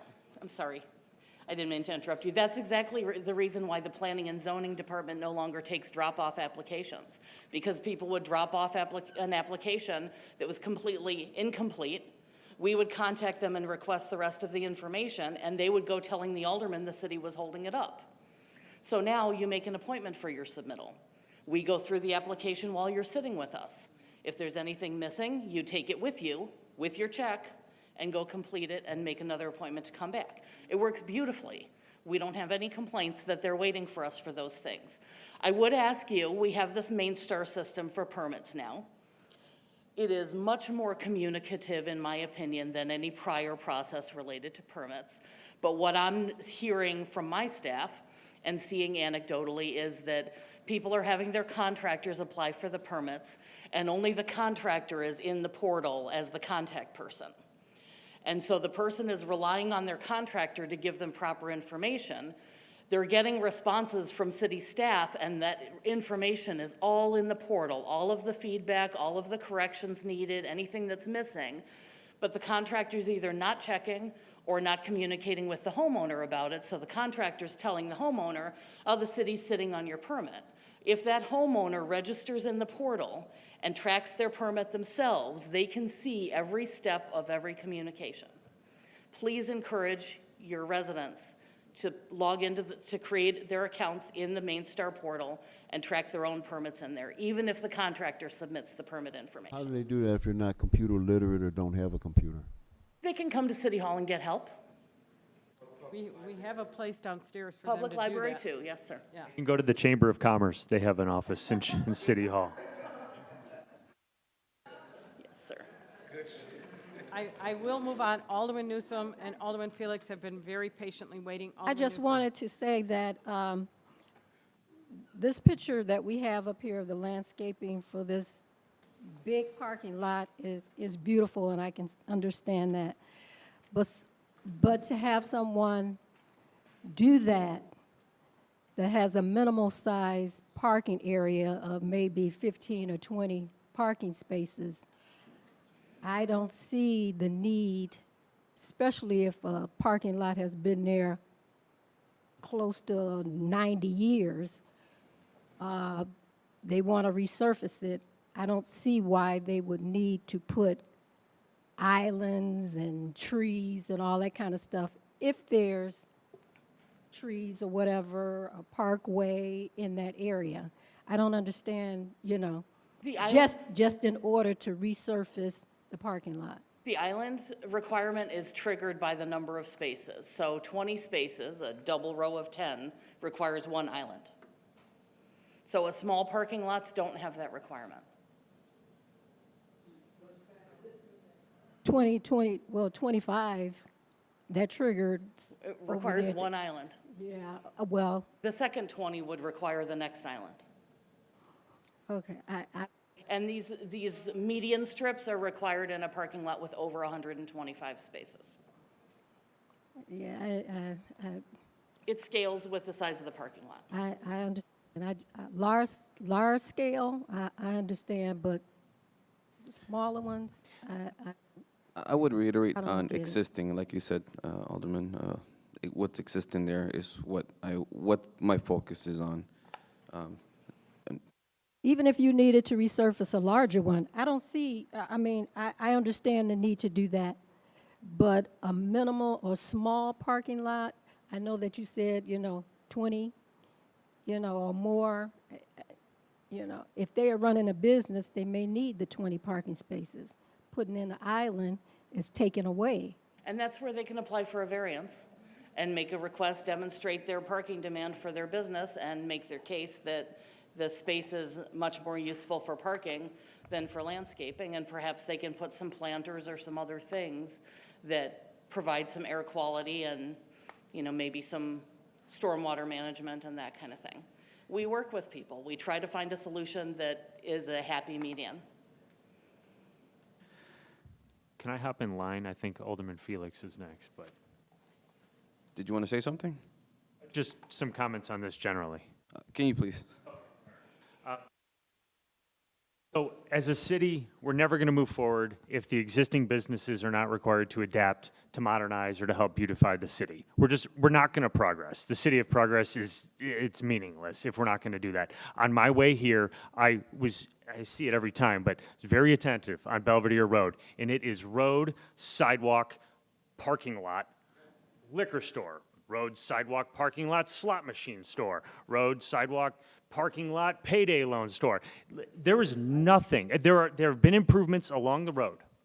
I want to make that clear. And the improvements look really good. And there's a couple of businesses that have planted landscaping. And they're not the islands that we're talking about. Oftentimes, we go to like the most dramatic thing, $400,000 in landscaping. And, you know, all of these requirements are going to be imposed on businesses. We have so many used parking lots, and those cars are parked up to the curb along many of our roads. We are a city of small businesses, too. And I think that those businesses should invest in the city. And if it's planting a couple of trees and a shrub, or a couple of shrubs and a tree, I don't think we're asking too much. And I want to make this really clear, because businesses are concerned about their bottom lines. They are concerned with reducing expenses. And this is a way that they see they can get our ear and try to reduce their expenses. And if they chirp loud enough, they might be able to do that. But who bears the cost? The rest of the community. No, the businesses don't. They get away scot-free. That everyone else in the community has to drive down a road that is just a sea of concrete. And what are we asking them to do? As Noel said, it's a very reasonable process. You can approach planning and zoning, and you can say, here's my plan. I can't meet your requirements, but here's another proposal. That is unbelievably reasonable. And working with the businesses to try to accommodate the businesses' needs, their financial abilities, while also accommodating the city's attempts to beautify the city and create many of the things we talked about. I'm not even talking about the environmental impact and the engineering concerns with all of this, but could you imagine if you had a berm with some mulch and a couple of shrubs and a few trees along Belvedere Road? Not only would it look beautiful, but you would not have, am I about to get cut off? Okay. You would not have this unbelievable flow of water coming off these businesses' roofs, through their parking lot, and out into the street. We would create that buffer. It checks every box. When you drive through the neighborhoods, people have paid attention to their landscaping. They've invested in their homes. They have planted trees. You're going to be very hard-pressed to find many people in the city that don't want more trees, that don't want parking lots to look better. And it's a couple of businesses that are approaching us and asking us to change the ordinance at the cost of everyone else in the community. And I think if we're looking out for the community as a whole, as we're required to do, yes, we are required to look out for the community as a whole. Changing an ordinance to accommodate a select few at the cost of everyone else runs contrary to the reason we're sitting here, or the reason we should be sitting here. So there's a couple of ways to approach this, one of which is it's part of the UDO, so we can wait. I'm rarely a fan of kicking the can. I wish this would just be rejected now. However, I think we wait and see what planning and zoning comes up with. But I think that what you're hearing from is that planning and zoning is willing to work with any business. And I don't know how you could ask much more from your local government. We want to improve the city, we want to make it look better, but we're willing to work with you on how we accomplish that goal. That is unbelievably reasonable. And I don't think that we should change any part of this. Okay, Alderman Felix, did you have something to say, or you guys, what do you want to do with this? I need a motion to tell me what direction you want to take it. Yeah, I do want to make, so in terms of the current business that you see while you're driving, along in Waukegan, that's a different conversation in terms of what's being approved. It's coming to us for approval. So that's separate from what the parking, the requirement that I'm telling you, you have to put a parking island there. That's separate from that. I agree. We probably need more better businesses to come in here. And when we looking for those people to come in, they're gonna say this: hey, you know what? You come in, or you require this of you. So that's what I'm saying. And I did look at our budget. A lot of our income that is coming in is from small businesses. We want more small businesses to come in. Something like this, I feel like it affects the people enticed to come in here. New development, again, it's okay. It comes to review a parking space like that you see on the screen right there. That's something more of a new development. That's something big, and it goes to you guys, to the professionals. Okay, so I'll throw out something in that. I have actually had our casino, who has put a lot of money into our community. That's great. And you want that here. They have complained a lot about their surrounding businesses who have been there for a while that have done nothing to upgrade the area. So that is not necessarily fair to a new developer who comes to the community and commits to our community and then has to look at those that don't want to commit. I want to add one thing to that. I am not encouraging businesses to leave the city, but people aren't going to leave because of this. Because if they go to other surrounding communities where they think they're going to be able to do business, they're going to find the exact same ordinance, or worse, or maybe a planning and zoning director that's not willing to work with them and hold their hand through the process. So I think that what we do is we encourage our businesses to invest in the city, and this is one way, and I think it's a cheap way when you consider the cost of taxes and insurance and other aspects of running a business. This is a way to beautify your business, attract people to your business, and it's more than just about parking, because I don't think we can carve this thing up and piecemeal it. So I would go back to my prior proposal, and I guess I would make a motion at this point to reject hold on, this. hold on. Don't put a motion in yet, because I want to make sure that I finish I don't want you to just slap this out and then, so. Well, we can still have a discussion at that point, but No, my I don't, motion would be I want to put a reject it. motion to put this forward. Can I get this second, please? Second. Pretty sure I was in the process of making my motion. That's what and I was you did to interrupted. him. So No? I don't like that tactic, man. Please don't do that. Okay, Yeah. so there's a motion. That's exactly what you did to me. There's Well, a motion. it Okay. worked. So here we go.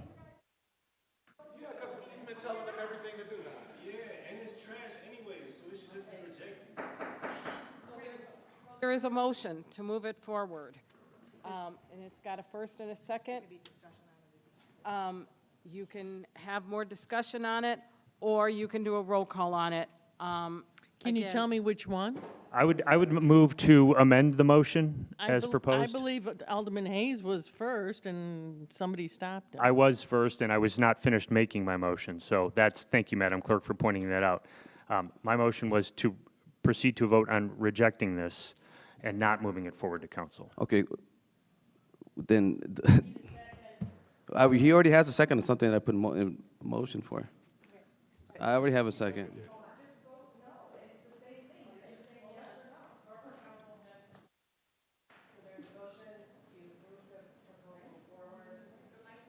Sorry. There's a motion to move the proposal forward. I think Alderman Hayes was in the process of making the motion. He was cut off. So I'm just going to admonish the committee. Let's everybody make sure someone's finished speaking before we interrupt, because this becomes very confusing procedurally. So, Alderman Hayes, did you have a motion to amend? I was initially making the motion to proceed to a vote on rejecting this and keeping the ordinance as is. That's what I was cut off on. So if I'm permitted to finish making that motion, then Lynn has already seconded it. I'm not trying to make your job more difficult, council. I apologize. I think so. Procedurally speaking, and I'm just gonna this will be for the chair. You cannot be called on unless the chair recognizes you, first of all. So let's stay in order. Technically, there was a motion and a second. Technically, your motion is to amend. What is it to amend? The motion is to amend the language to revert back to the initial ordinance. And I'd like to have a vote on that before we Is proceed. there a second on Alderman Hayes' motion to amend? I'll second. Okay. So now the motion is to revert back to the original language, which is the ordinance as it currently exists. There's a second to that. Would there be any discussion? Roll call on the Roll call, please. on the amendment. On the amendment. Alderman Newsome. Aye. Alderman Turner. No. Alderman Donnerworth. No. Alderman Florian. Aye. Alderman Hayes. Aye. Alderman Bolton. No. Alderman Guzman. No. Alderman Martinez. No. Alderman Felix. No. So how many yeas, how many nays? Mayor Taylor has to vote. May- Aye. All right.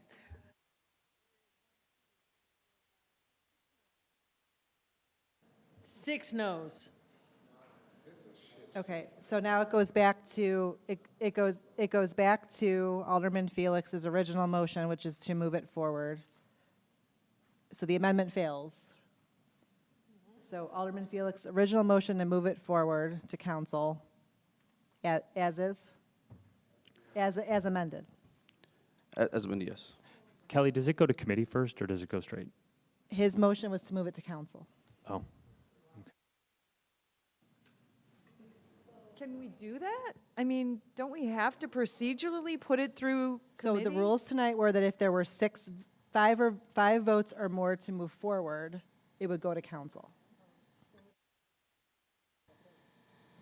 So unless there's discussion, there could be a roll call. I need a second. Which is Alderman I'll make the Guzman. second. Yes. I would request again that you consider putting it back with the same aldermanic group that's going to look at the other tree preservation and landscape ordinance items that are part of the UDO. It's the same ordinance. This is the same ordinance as the other tree Can we preservation just, and can you go, landscape stuff. point of order, can we just vote, please? I have a question. Noel, Ma'am. I'm sorry, Mayor. Go ahead. Are there proposed changes to this ordinance under the UDO? Yes, ma'am. So whatever you propose later on the UDO, nothing is set in stone, but I want to make sure I move this forward. Can we call on, roll call, please? Are you making a point of order, sir? I believe that would I be already the did mayor. So you're making it so that you want to move this forward? Okay. And there was a second to that? Okay. Then any discussion on that, or let's do roll call. Alderman Newsom. No. Alderman Turner. Aye. Alderman Donnerworth. Aye. Alderman Florian. No. Alderman Hayes. No. Alderman Bolton. No. Alderman Guzman. Aye. Alderman Martinez. Aye. Alderman Felix. Aye. Mayor Taylor. No. So how many? 5 to 5. All right, so per the rules tonight that were adopted, it'll move forward to council.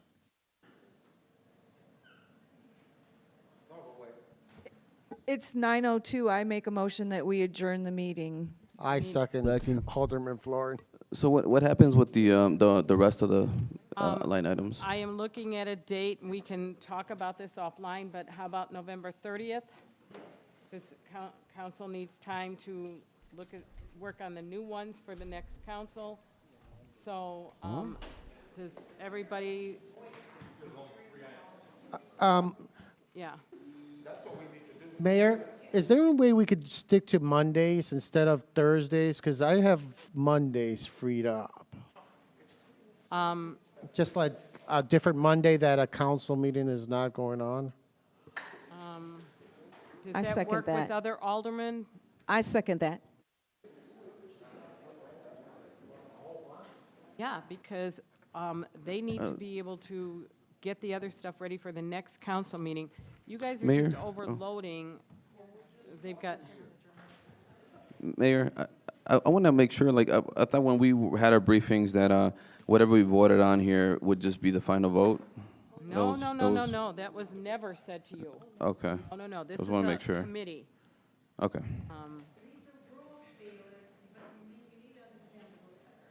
Thank you, ma'am. Thank you, thank you. A suggested We're Monday is, We're quickly losing quorum here, so we need to make a decision or I think it was suggested a Monday. I can't do December 13th. On Mondays instead of Thursdays, so everybody could deal with their job schedules. So the If we're only going to one keep that doing could- this as frequently as we're doing it, I'm going to start bringing my kids. So I'm going to warn all of you guys that you're going to have 3 young kids running around here like maniacs. Point of note, Tom Hayes cracked council, 2 we are not jokes adjourned tonight. yet. There was a motion and a second. This is discussion on adjournment. Okay, November 20th at 6? that's already a council meeting. The 6th and the 20th are council meetings. Why don't we do November 6th So before you have a council November meeting?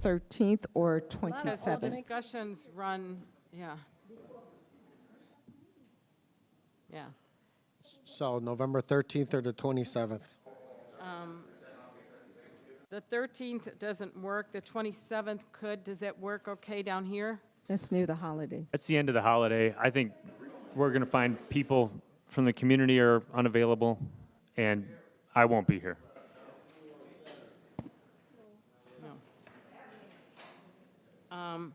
We could go back to the 27th, if that's what you guys want.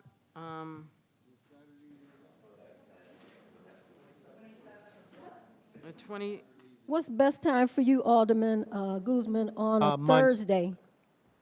Mondays would work best, but I guess if it has to And come I down to... second that, yeah, because we work on it. 27th would be the Monday then. That would have to be the Monday, The what, 27? 27th.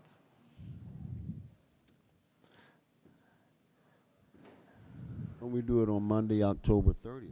I can't be here on the 27th, if that matters. It does matter. Okay. October 30th, how about that? I think you have to push it into December. You By the have to. time everyone has an opportunity to prepare and prepare for the other city council meetings and the end of the year. Let's So that would finish be up tonight. December 11th? Let's Is that what finish you're up tonight and get proposing? it done. How about December 11th then? That's what December we're angling 11th. for. Okay. Aye, December 11th. There was a motion and a second. Okay. I To second. adjourn? Yes. Okay, all those in favor? Aye. Aye. Aye. Aye.